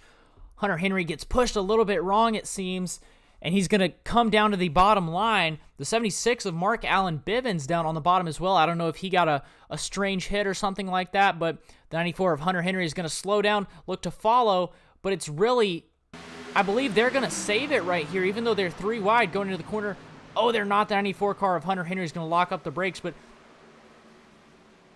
so there's really multiple layers to this accident. That's what involves Alan Castle there with Hunter Henry. But if we rewind a little bit, we see as this is all happening, if we get a little bit of a wider shot right here, as this is happening, as these guys are getting down low, we're going to follow the 18 car of Mitchell Liam Sullivan. He's that Hardy's car that you see up there on the outside. So these guys are 3 wide. And I believe that the 18 of Mitchell Liam Sullivan, I'm guessing that he sees this happen. He comes up to the outside, but the 38 is right there. He doesn't know that they're 4 wide. 38 gets smacked into the wall. The 18 gets turned into the wall as well. And then these guys are just going to really turn left back in front of the field. The 38 is going to grab the 99 of Brandon Jackson. The 18 is going to grab that 44 car of Cale Zook, I believe. And these guys are just going to go spinning down into the infield. Well, Cale Zook and Mitch Sullivan had already had a little bit of an altercation there coming down the backstretch beforehand. That was kind of what got the 18 car so unsettled that he got into Peter Murphy. Cale Zook was trying to set a bump up there going there down the backstretch, trying to give him a real good shove. And unfortunately, I think it was just a little bit too hard. That was what initially kind of unsettled the 18 car. You'll see here a great run there from the 44 car about halfway down the straight. This will be a perfect view. So you see here, both guys kind of squiggly. That's the 44 car of Zook right behind. That gives them a little bit of a tap that unsettles the whole situation. They went temporarily 4 wide, and Peter Murphy did not have much room to work with. And in turn, that is just what came out of it. But yeah, Peter Murphy really didn't have anywhere to go. To be fair, neither did the 18 of Sullivan. And with all that chaos happening up front with Hunter Henry, there was just a lot of pieces moving around. And if I was in those guys' situations, I don't know if I would have fared any better than those guys that got involved in the wreck. Yeah, and here now we're going to watch it one more time. From the 99 car of Brandon Jackson, you're going to see these guys up there on the outside. The 44 is going to be pushing the 18 up there on the top, and there you see the 38 try and take advantage, go up there to the top, make contact, get into the wall, and nowhere for Brandon Jackson to go. So he loses his hood in the damage and spins down. Able to catch a gear and keep it going, though, for the 99 car. As we head back live. Pacing here. Now 6 laps to go at Talladega after our 5th caution of the day.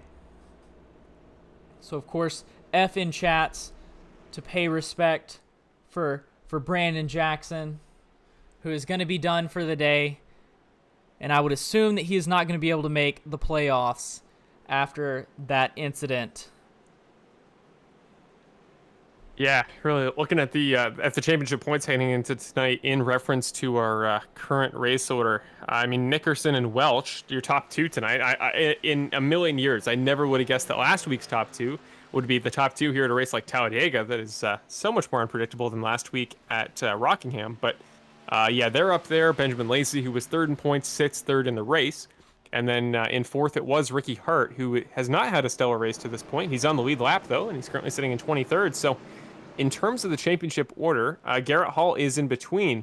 But besides him, the top 4 in the championship sit in championship order. So right now, maybe Brett Guzik's the exception. If he can get a few more spots there in the 04 car ahead of Ricky Hart in the 64, maybe he'll be the cutoff there in the 4 spot. But in terms of Nick Nickerson, Cody Welch, and Benjamin Lacey, if everything stays where it is right now, which again, I'm not saying it will, it more than likely won't, but those 3 guys are pretty much locked in at this point in the race. Yeah, lights are out on the pace car as we head down the backstretch, ready to get back going here. Let's take a look at these guys. Look at the smile on the face of Nick Nickerson. Obviously some disappointment there from Brandon Jackson. Can't exactly tell what Ricky Hart Jr. is feeling inside of his headset there, but sitting back in 24th position, I'm sure he's not too happy. Heading through turn 3 and 4, though, these guys are about to get ready to go green with 5 laps to go at Talladega. We're going to see if we can keep it green for 5 laps. Do you expect it to stay green to the end, Marshall, or do you think we're going to see another caution here? Short answer, no. Long answer, probably not. I don't think we're going green to the end. Guys are going to get aggressive. We got 3 more laps until the next flag ends the race. There's going to be a lot happening. I think it's a disappointing race if we don't get another one, because really you want to see these guys getting aggressive. You want to see guys pushing. You got 2 guys with nothing to lose there up front. And I think that's a recipe for a good race. But as we get ready to go green once again, yeah, I think we'll see another one. But hey, it's only 4 to the finish. Maybe they'll prove me wrong. We are getting set and ready to go. Back on the green flag once again. Nick Nickerson on the gas pedal really early there that time by. We don't have quite the formed up lines we did those last couple restarts. We are running out of drivers up here on the lead lap. But for the 6th time in tonight's race, green flag here at Talladega. And there you see the big jump from the inside line, or not the big jump, but just the scatteredness of the inside line, and the 2 car of Nick Nickerson getting the big jump. The 4 car of Trey Ellis is going to be behind him, but at the moment, the 3 cars on that outside lane are a little bit more formed up than the outside. That's going to give them the advantage down the back stretch. That line's going to be led by the 85 car of Cody Welch, who is currently leading as they go back down the back stretch. Cody Welch going to be pushed by the 17, and squirrely there, the 17 getting turned off the nose, and the leaders are wrecked. The 2 car of Nick Nickerson involved. Nickerson, Greenwell, Hall. That is Trey Ellis, who I just picked a few moments ago to win. He was in a good spot, but not in that particular scenario. Yeah, the perfect time for the Skype cam because everybody's going to have a different impression on that one. Really nothing any of those guys could do but sit back and watch the chaos of Talladega unfold. That is just the nature of super speedway racing and the nature of Talladega, guys getting aggressive. Sometimes it pays off and sometimes it's not going to pay off. So, like always, we'll head to a replay, see if we can see what happened.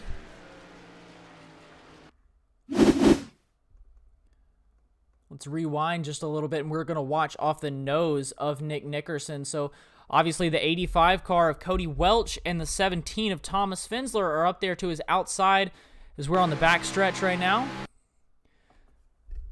So you can see the 85 car here as they come down into turn 3. He's going to come down to the inside. The 17 is going to look to follow him. The 17 kind of clearing himself off the 2 of Nick Nickerson's nose. He's not actually clear here.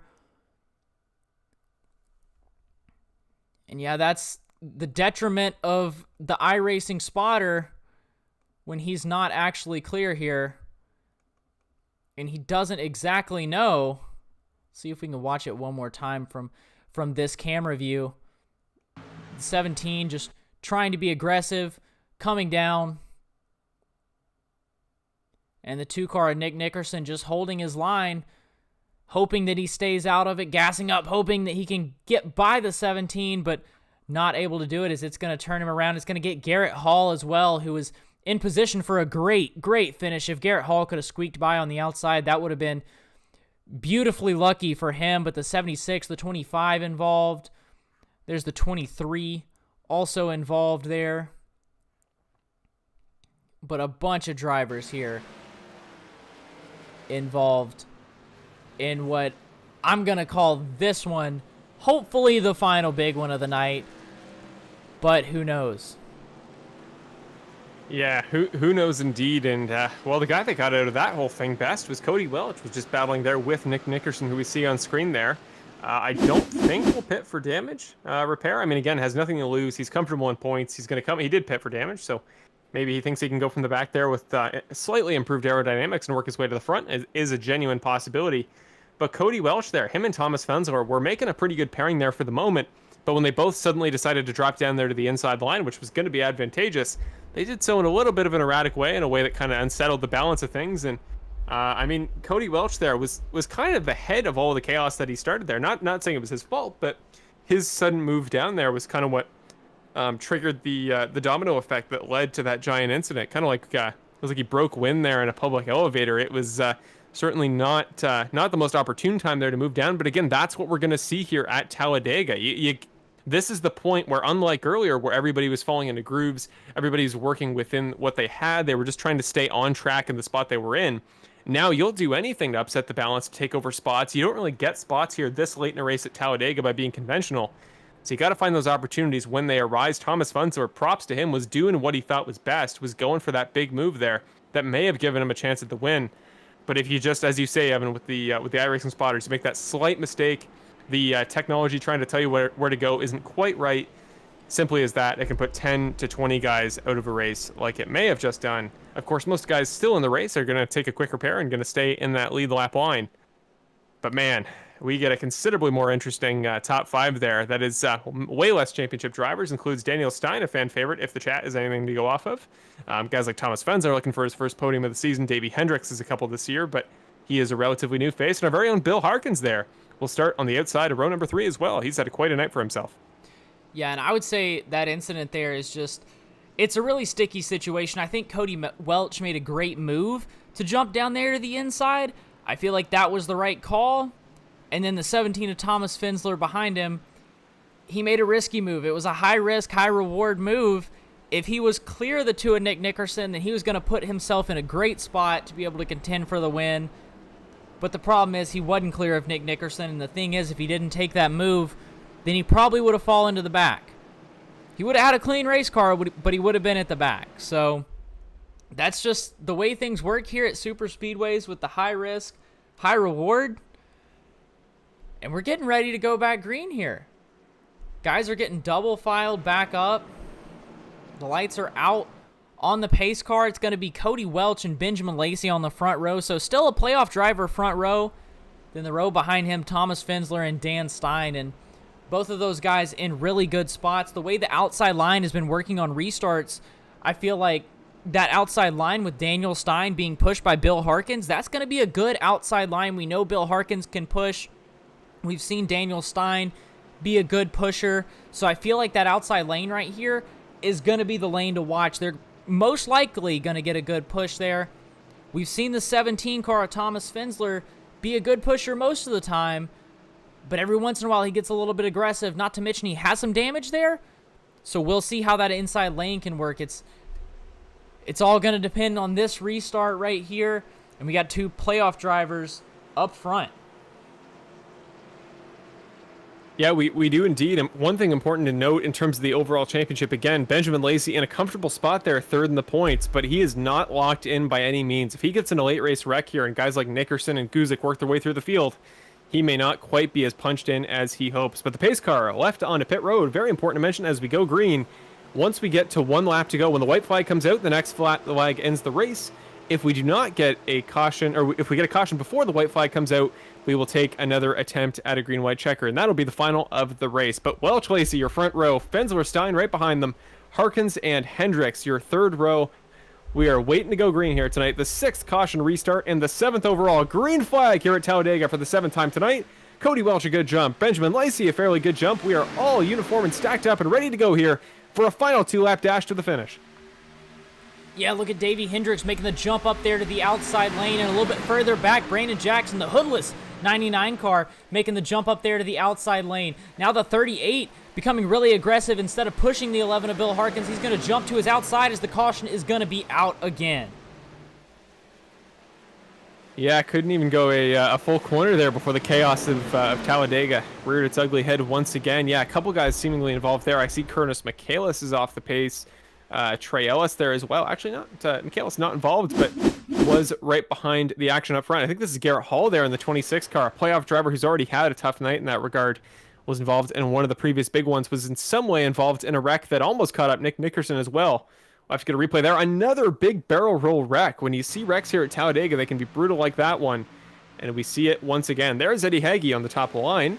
In the middle line, that's the 81 car of, oh man, trying to remember car numbers in this series sometimes.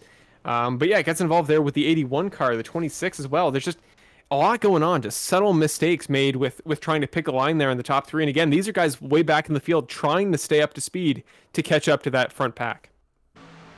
Yeah, that's the 81 car of Zach Grant, a new name, I believe. And he gets a good little bump there from the 26 car of Garrett Hall. It's going to send Garrett Hall flipping and down into the grass there.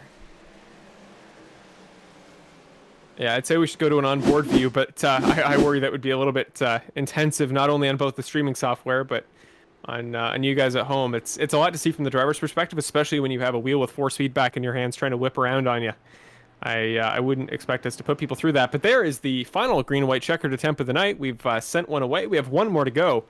So this is our final attempt. The next flag will end the race if it's a caution, and whoever's leading at the point of caution exactly on iRacing's end, they check that with their own telemetry, they will be declared the race winner. If we go to a white flag, typically they won't throw a caution on the final lap. I've never personally noticed that there's a system for it. Maybe they will, maybe they won't. That's part of the risk here at Talladega. Is Cody... Oh, okay, he was faking. I was going to say, is Cody Welch going to pit with 2 to go here at Talladega? Is he out of fuel? I don't remember when the last pit lap was, but I think it was pretty comfortable. So Cody Welch doing everything to the very end to try to, throw off the guys behind him. And again, we talked about it pre-race, Evan. He didn't even finish the race earlier this season at Daytona, the other kind of sister race in terms of the Superspeedway stuff.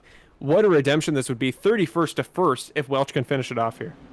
Yeah, that would definitely be something. And a little bit of an update on your playoff drivers real quick. Of course, the 85 of Cody Welch leading, the 7 of Benjamin Lacey in second. Brandon Jackson is your third playoff driver in 11th position. Then you have Ricky Hart Jr., who's currently on the bubble, sitting in 14th position. Nick Nickerson, your playoff leader, is down in 19th. And Garrett Hall and Brett Guzik are in 28th and 29th, respectively. So there's your little playoff picture update. I can't give you a live points update. I don't have that technology. I wish that I did. but hopefully we will be able to see it after the race. So if you're here, hang around. We'll have interviews after the race, and then hopefully after the interviews, we'll have our points up here. You can see our points. We can see the top 4 drivers unofficially who are going to advance on to the next round. So make sure that you guys stick around for that. That'll be after our interviews. Tonight we'll interview our top 3, so make sure you stick around for that. And real quick, a huge thank you to Dan Heisey, who I see in my comment section, donated $5. I really appreciate that. That is awesome. Thank you so much. Thank you. But 3 laps to go here after our 7th caution at Talladega.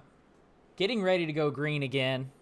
See Hunter Henry, we see fans of him down here in the comment section. Hunter doing a good job in our top 10 right now.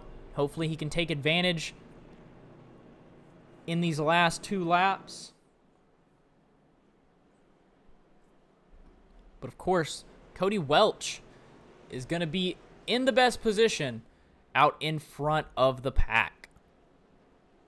Well, you know what? I'd almost refute that point at this point. I think if this race, or really any race we've ever watched at a Superspeedway, has taught us anything, it's that being up in that front spot, it isn't always as predictable as it seems. If anything, it's almost a bad omen of sorts, because if you're up there, you're the guy everyone's targeting. There's 40, well, if you're in the real NASCAR series, there's 42 cars behind you trying to chase you. Right now it's 36 if every driver were still in, which of course not quite all of them are. But yeah, you're the guy that everybody's trying to beat.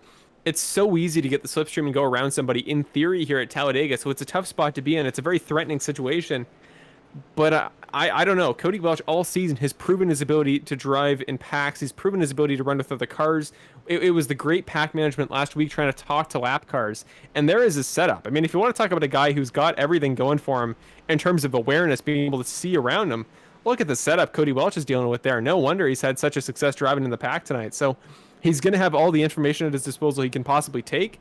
But he's got a championship driver to his outside there in Lacey. He's got Hendricks, who's come so close to winning multiple races. And you got Daniel Stein here, who this late in the race, you got to think is going to be fighting for everything he's worth. So, I don't know. He's in theory, the best spot in terms of track position on track. But, man, it's going to be tough here. To hold off a win here at Talladega is easier said than done. It is. At Talladega, any spot is a tough spot, honestly. Very true. I'm glad that I'm up here in the broadcast booth. It's been an intense race. It's going to be an intense finish, I already know. And we're going to see which drivers are able to make the top 4. We don't have a lot of the drivers up front. Like I said, the drivers are 1st, 2nd, 12th, 13th, 21st, 28th, and 29th. Honestly, not what I expected, but that is the nature of super speedways. That's the nature of Talladega. That's just how these races go.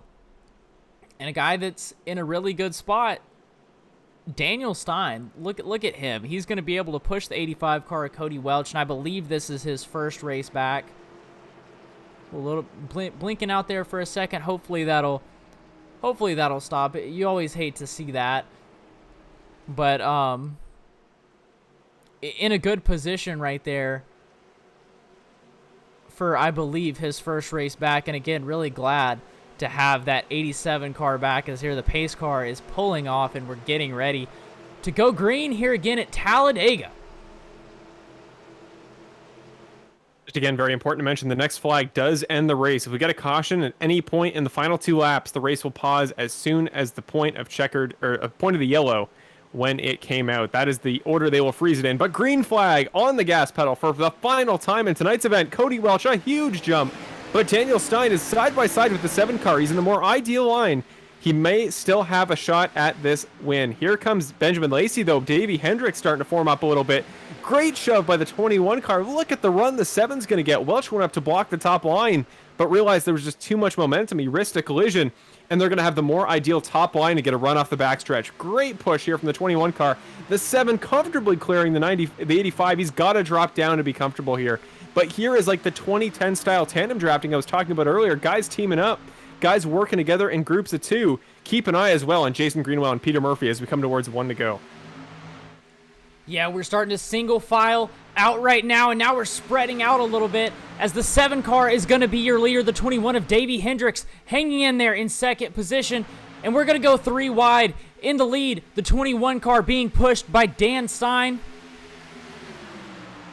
And then look at the 83 of Jason Greenwell. Where did he come from?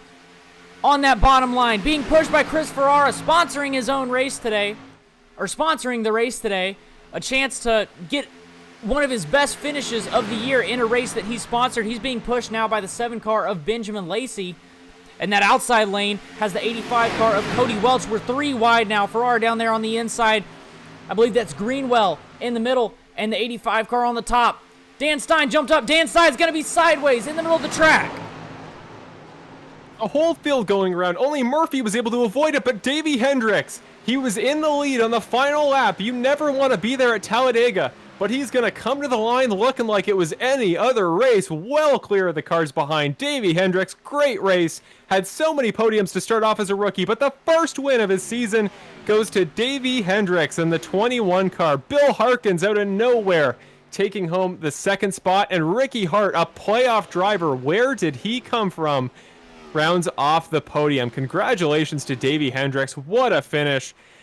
Wow. We're going to need a replay of that, but just how do you quantify what we just saw? Yeah, that was a race right there. We're definitely going to have to get a replay on that. That's going to take me a second before I can grab it. Let's see if we can take a look at what happened. So this all really happens up in front of Kevin Foster. Let's head back and we're gonna take a look at Dan Stein, who is one of these drivers up front right here. So you see Dan Stein, the 87 car, gonna go high.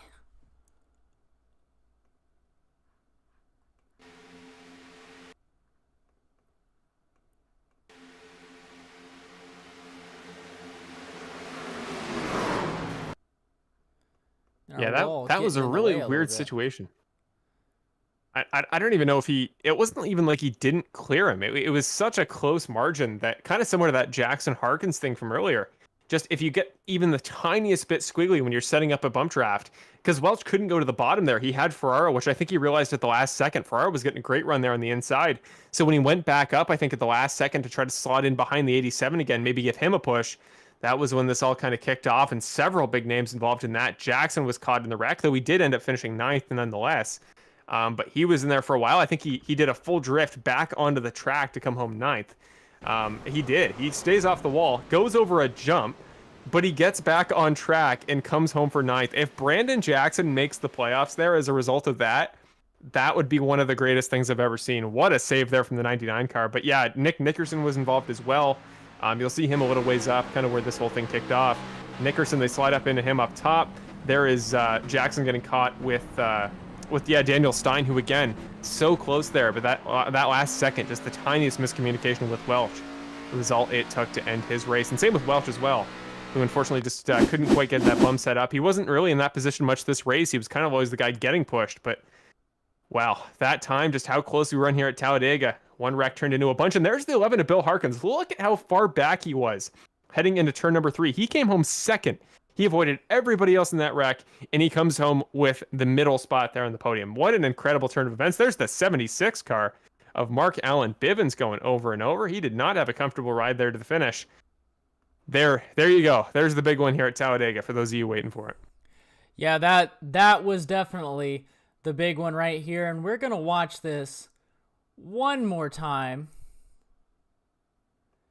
so we get back on the backstretch, but this time we're going to watch it off the nose of the 11 car of Bill Harkins.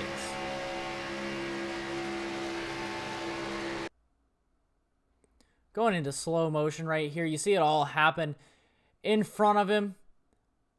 Hunter Henry getting involved. Hunter Henry getting into Nick Nickerson up there on his outside. Then you see the 85 of Cody Welch. The 7 car involved as well. Playoff drivers, Ricky Hart Jr. up there on the outside. Greenwell, who is running so good. You see the 11 car of Bill Harkins just able to drive to a second place, finish his best finish on the year. We got to give him extra credit too, because he didn't just avoid the wreck. He kept his foot in the throttle. That's why it's such a good run there down the backstretch for the final time, or the front stretch, that he was able to pass both Murphy and Hart, was because he kept in the throttle. I mean, if I'm Bill Harkins looking up front, I don't know if I have the guts there to keep it in there and not try to avoid and weave through in a more nuanced way. He just said, no, let's send it. Let's hold it on the bottom here like nothing's going wrong. And it worked. Sometimes that's just the luck you need here at Talladega, and sometimes it's just that good decision-making it takes to put Bill Harkins for the first time this season on the podium. It did. It definitely did work. And now let's go ahead and take a look at our race results. Of course, Davey Hendricks going to be your winner in the 21 car, followed by Bill Harkins in the 11. Great run from him. Your first playoff driver is going to be Ricky Hart Jr., who came home in third tonight in the 64 car. Then we have Jason Greenwell and Peter Murphy to round out your top 5. Then Christopher Ferrara in 6, sponsoring the race today in that 13 car. Following him, Cody Welch, your second playoff driver in the 85 car. Then Kim Janer in the 82. Brandon Jackson, your third playoff driver in the 99. And then Daniel Stein in the 87 to round out your top 10. And I apologize for Daniel Stein, the little mark being red next to his name. Just ignore that. Pretend that it's black. I messed up there. But that's going to be your top 10. No worries. Then we got Zach Grant there in the 11th spot. We got Eddie Hagee coming home in 12th. A fellow Canadian like myself, Curtis McAllis, I think the only one in the field. He'll come home 13th tonight. Not a bad finish in the end. Pole sitter Spencer Breslin. He had a very busy race. It was back up to the front after an original end of the line penalty. So he had a successful race to that point, but then after that kind of fell back with all those late incidents. He will come home in 14th. Trey Ellis after that in 15th. Kel Zook in 16th. Nick Nickerson, our championship points leader coming into tonight, may not be with Cody Welch finishing that far ahead, but regardless, he will make the playoffs. He comes home in 17th. Benjamin Lacey, a little bit more of a question mark in that regard. He finishes in 18th, may be enough to send him home to the fourth round of the playoffs and not send him home. That was a bad way to phrase that. But to round off your top 20, Matt Crockett will come home in 19th, and Hunter Henry had a good support there in the YouTube side of things. He was up there late in the race, but unfortunately, and as a result of that wreck, he will come home in 20th. In 21st is going to be Kevin Foster in the 8 car.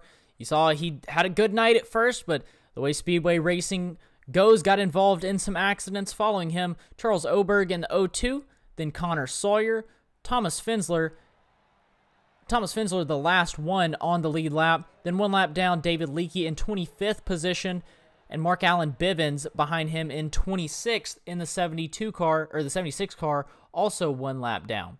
In 27th is going to be Nick Korn, followed by Garrett Hall, Brett Guzik, and Mason Flagar in the 72 car to round out your top 30. And to round off tonight's finishing order, we got Steve Ulrich coming home in 31st, Victor Weaver in 32nd, Anthony Caetano in 33rd, Mitchell Sullivan in 34th, Alan Castle in 35th, and Joey Zaremba, your final driver to start tonight's event, in 36th. So that is going to do it for the results here, as Davey Hendricks coming away with the win. In just 1 second, we will interview Hendricks, Harkins, and Hart, the 3 H's. But real quick, we are going to go to a commercial break. We'll be right back. What's up, guys? If you're watching this, then you already know. Here at Evanwall Media is where I do my broadcasting. 5 laps to go.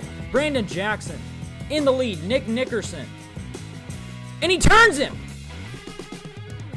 The 99 of Jackson gets turned by Nickerson.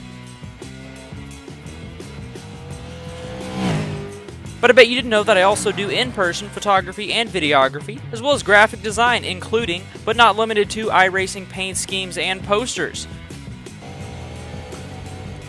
Check it all out over at evanwallmedia.com. Thank y'all, and you enjoy the race.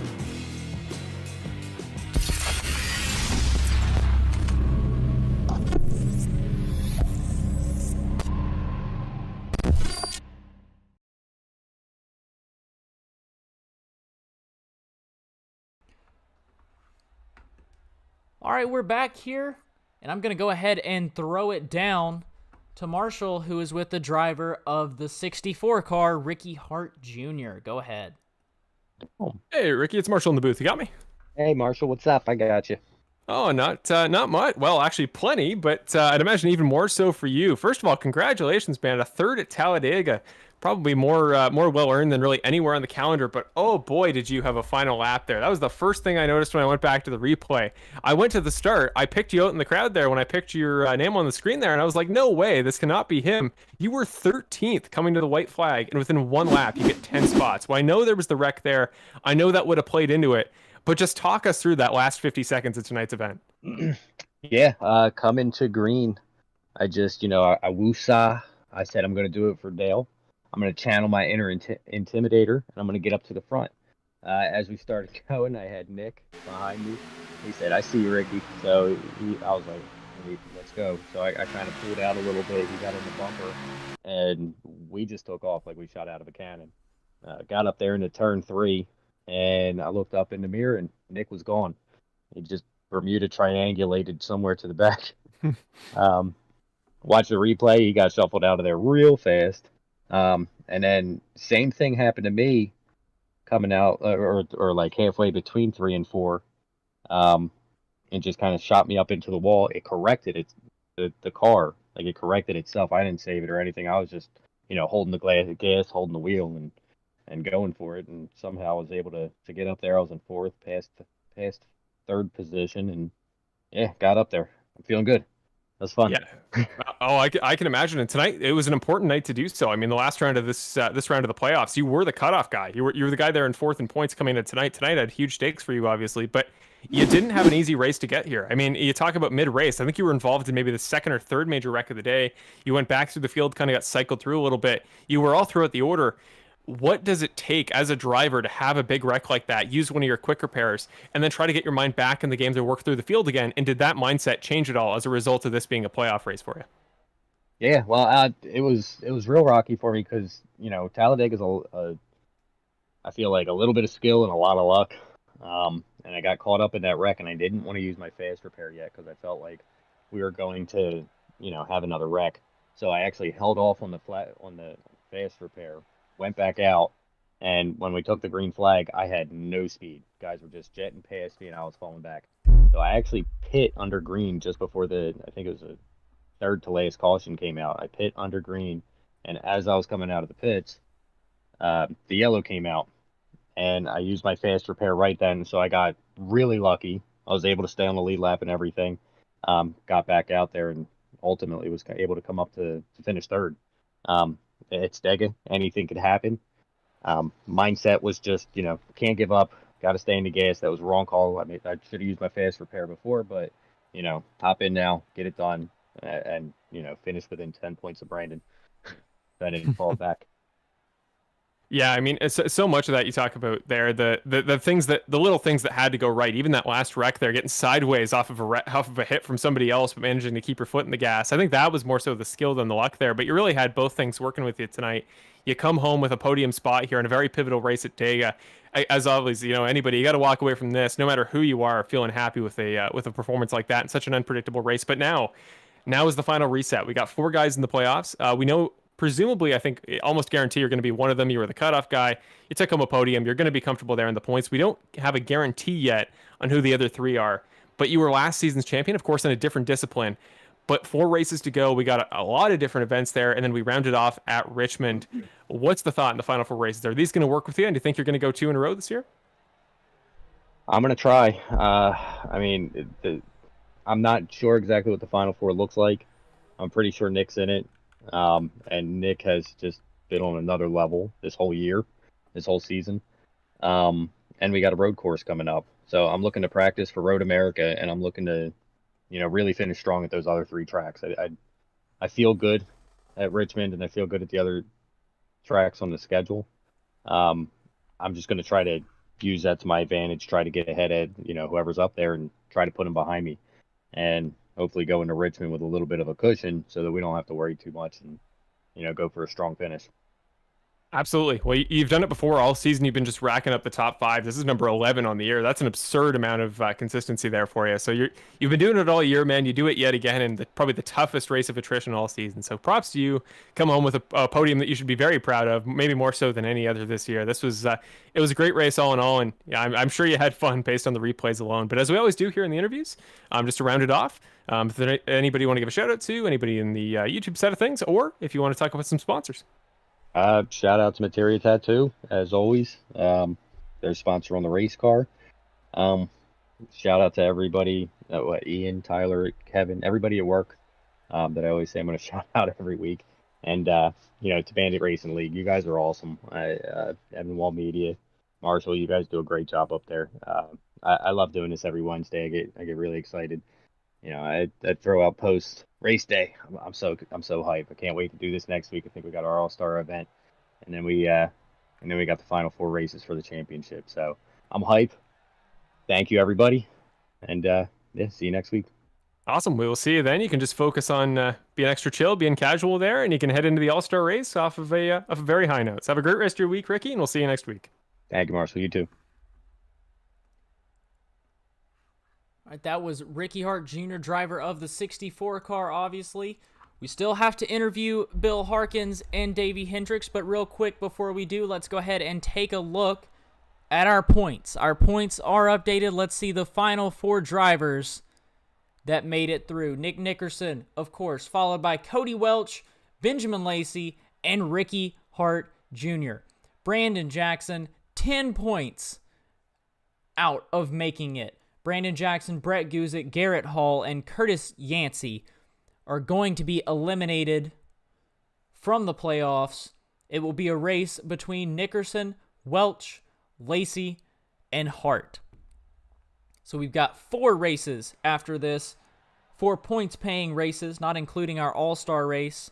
So 4 points-paying races after this that will decide which one is the champion. Nick has 2,234 points.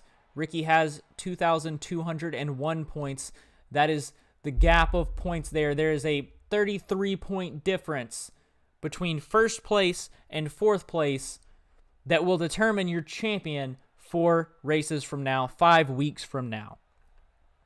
But with that being said, let's go ahead and I'm going to grab Mr. Bill Harkins. Bill, this is Evan up in the booth. You got a copy? Hey, Evan. Yeah, I have a copy. All right, well, you finished tonight in 2nd. I think this is my first time interviewing you, isn't it? Quite possibly.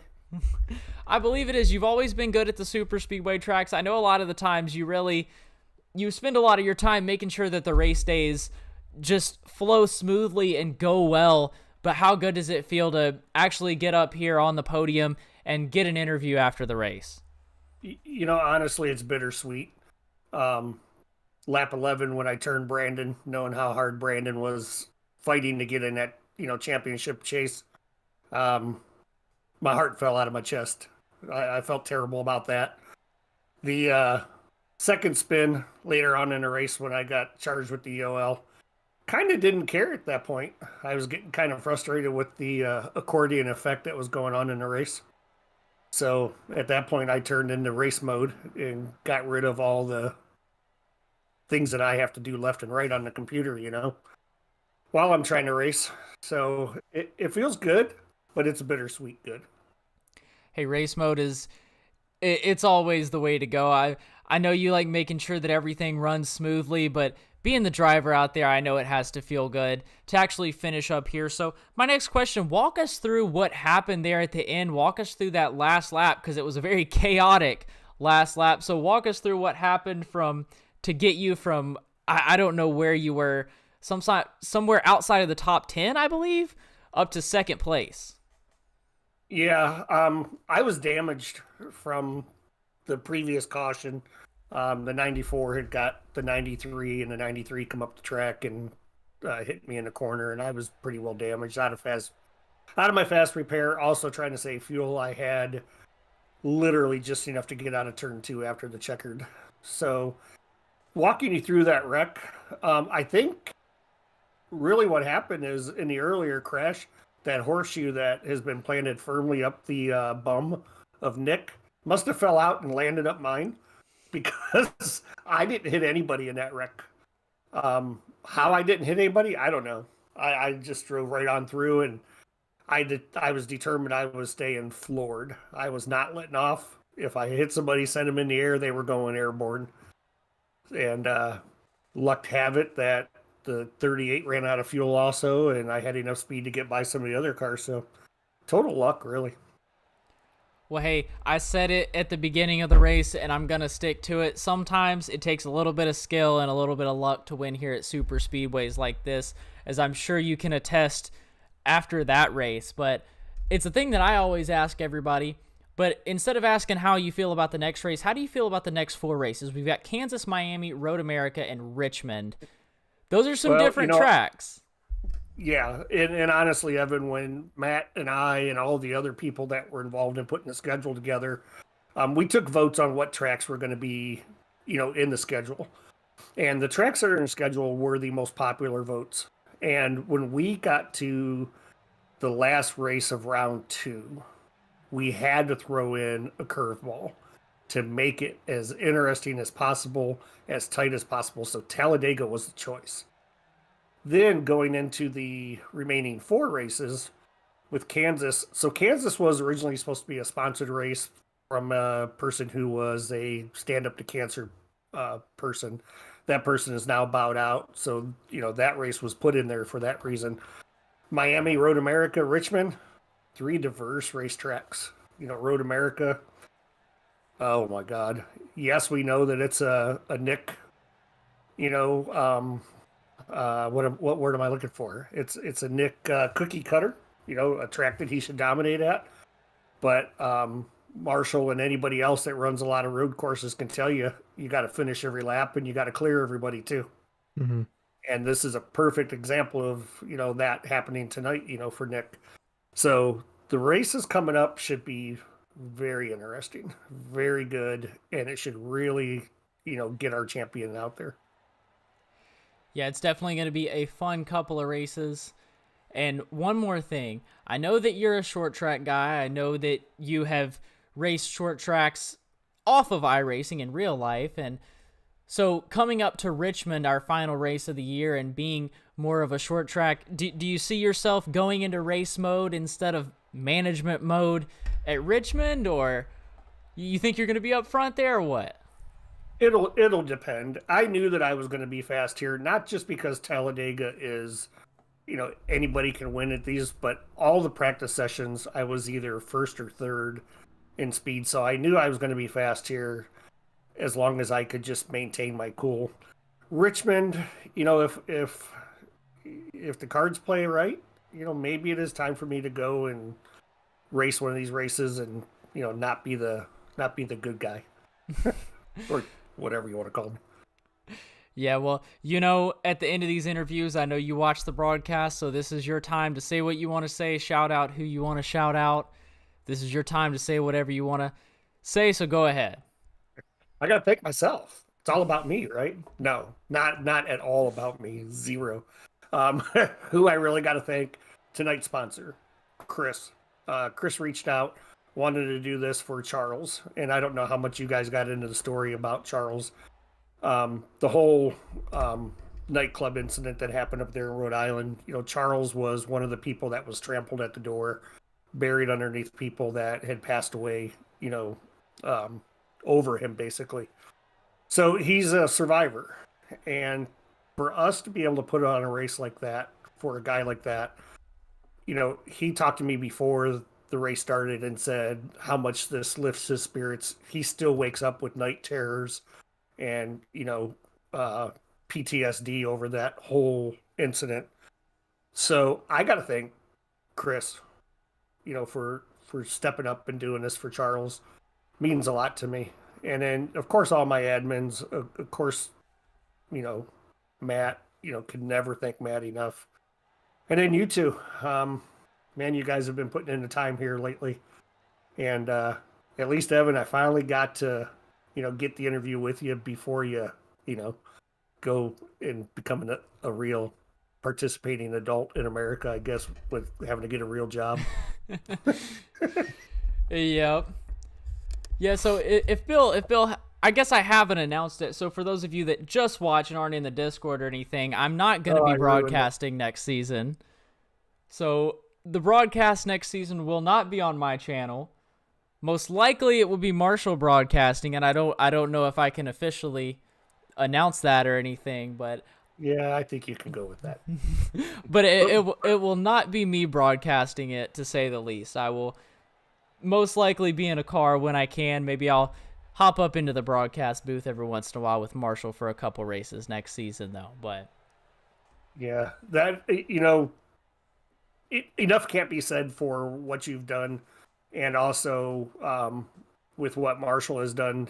You guys have stepped this game up, and it's it's a sad thing to know that you got to go be an adult. Damn you.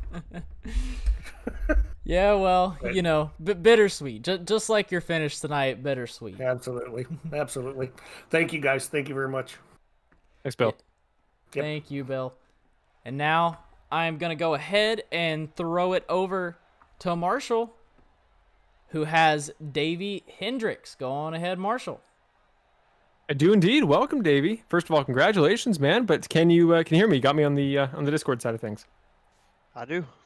Awesome. Well, first of all, man, if there's any race you want to win all year, we were talking about this all day, it might be Talladega. Congratulations. You come away with the win, and you do so by car lengths. I was expecting, a run down to the finish, nice and close there, 3 wide, but you won it comfortably, and you did so as a result of all that late race chaos. First of all, from your perspective, walk us through that last lap, because you saw really everything happen behind you. So rarely do guys that are leading on the last lap here at Talladega go on to win.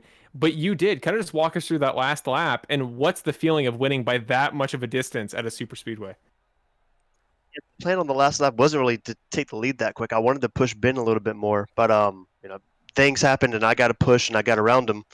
But I don't know. I spent most of that lap trying to think about how I'm going to stop the 87 because I feel like he was in the best position to get me at the end. On how to stop him from getting around me. And I threw some blocks. I made my car as wide as I could. But then we get halfway down the backstretch, and I noticed that the 85 and someone else behind him are coming like a freight train around the outside. So I don't know. I thought the 87 was going to go up and try and take the run away, and he did. And I didn't know what the 85 and them were going to do. I did not anticipate him turning left and trying to go under the 87. I thought he was going to go around on the outside. And I was kind of hoping, that maybe the 83 would have caught up to me and been able to help me push me to the win.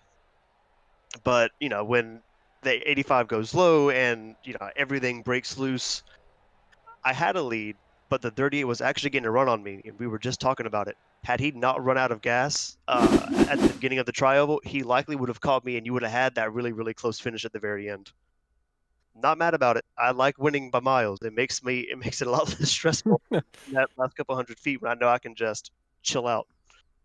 Yeah, no, I don't doubt it. I had no idea he'd even run out of gas. That makes much more sense. That's heartbreaking for Peter because he came really, really close there. But all race there, I mean, you were the only guy looking back at it that had less than 8 incident points of anybody. The entire field was it was an attrition-packed race. Everybody had some sort of scenario at one point they had to deal with, but you come away with only 4.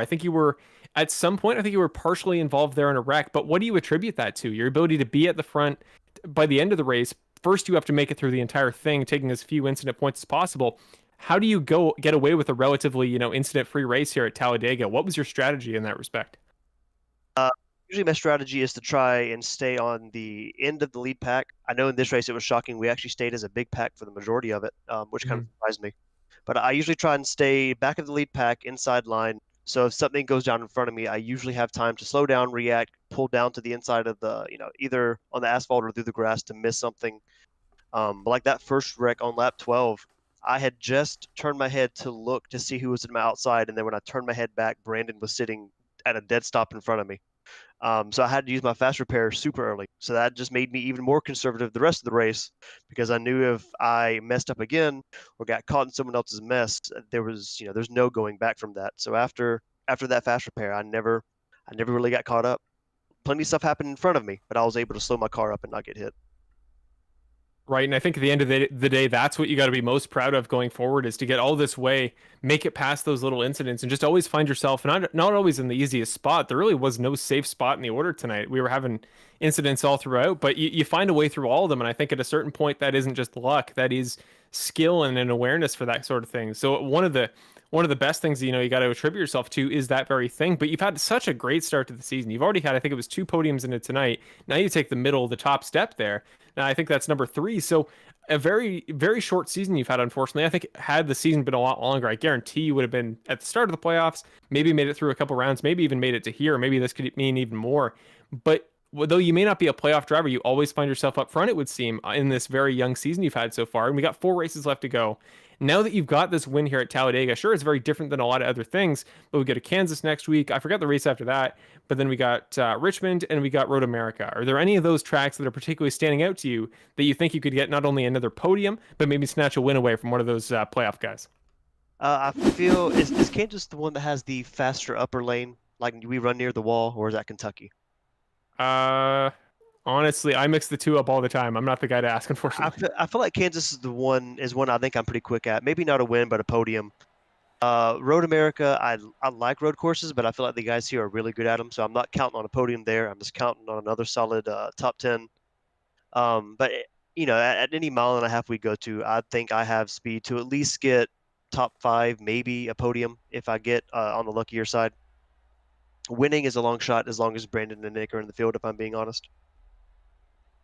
Well, I mean, hey, you never know. I mean, that's kind of the beauty of this season, though. This race was kind of the anybody can come away with it on steroids philosophy. That's kind of how it just works at Talladega. But yeah, there's always that little bit of skill no matter where we go. And as we saw tonight, Brandon had some bad luck. That's why he is unfortunately going to miss the final round of the playoffs. Nick is sitting comfortable up there, but yeah, both guys are going to have their races where they're going to make mistakes. And in those scenarios, just kind of final question, are you going to be in that situation where even though those guys are fighting for a title, even though those 4 want the championship, are you that guy that if you get the opportunity is going to go for win number 2, even as a non-playoff driver? Oh, for sure. I mean, like I respect that they're racing for a championship, but I'm not showing up to, just let someone coast by and take a win from. If it comes down to the last lap and I can move someone out the way to get a win, I'm not above that. I want my wins. I don't come here to sit around.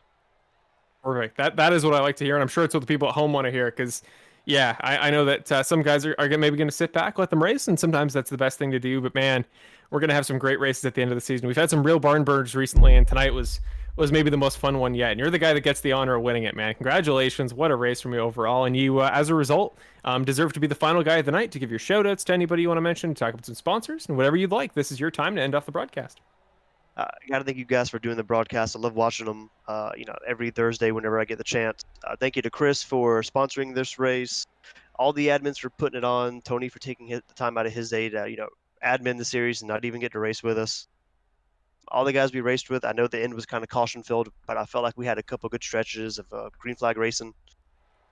Everyone watching at home, and I think that's about it. Awesome. Well, again, congratulations, Dave. It was such a fun night overall, and you get to be the guy there that, again, by car lengths, whether it be as a result of fuel or not, you're the guy that takes it away. And I'm sure that shot is going to be up on the website very soon, so you will be immortalized in that regard. And I can't wait till next season, if and when you come back. You're back in contention for the playoffs, and I'm sure you're going to be a force to be reckoned with, man. Have a great rest of your week. We will see you next week at the All-Star Open, which I believe is at USA International. I hope you're going to be there. And yeah, we'll see you next Wednesday. Have a great rest of your week, man. Y'all too. Yes, that was Marshall with Davey Hendricks, driver of the 21 car and tonight's winner. Here we go. Couldn't find the right button. I'm having a tough time tonight. It's been a long race. It's been a long night, but it was a lot of fun. Glad that I could be here. Again, advancing into the next round, Nick Nickerson, Cody Welch, Ricky Hart Jr., and Benjamin Lacey. Brandon Jackson going to be 6 points out. It's going to be Jackson, Guzik, Hall, and Yancey out of the playoffs. 4 drivers left and only 4 tracks left. But next week, we don't have a points-paying race. We have our All-Star Invitational. So it's going to be a lot of fun. It's going to be street stocks at USA International Speedway. So I know Bill kind of wanted it to be sort of a throwback to where everyone starts on iRacing, on street stocks at USA, on a short track, a smaller car or a smaller horsepower car on a short track. It ought to be a lot of fun. Tell you the truth, I don't know exactly how it works with inviting people and stuff like that, but that's something that you'll have to come here next week, watch it. We'll know before then. It'll be a lot of fun. So hope to see you all here next week. And then we've got Kansas, Road America, Kansas, Homestead, Road America, and Richmond following that. So thank you for everybody. Thank you for Chris for sponsoring today's race. Thank you to everybody. Y'all have a good night. Have a good weekend, and I'll see you in a week.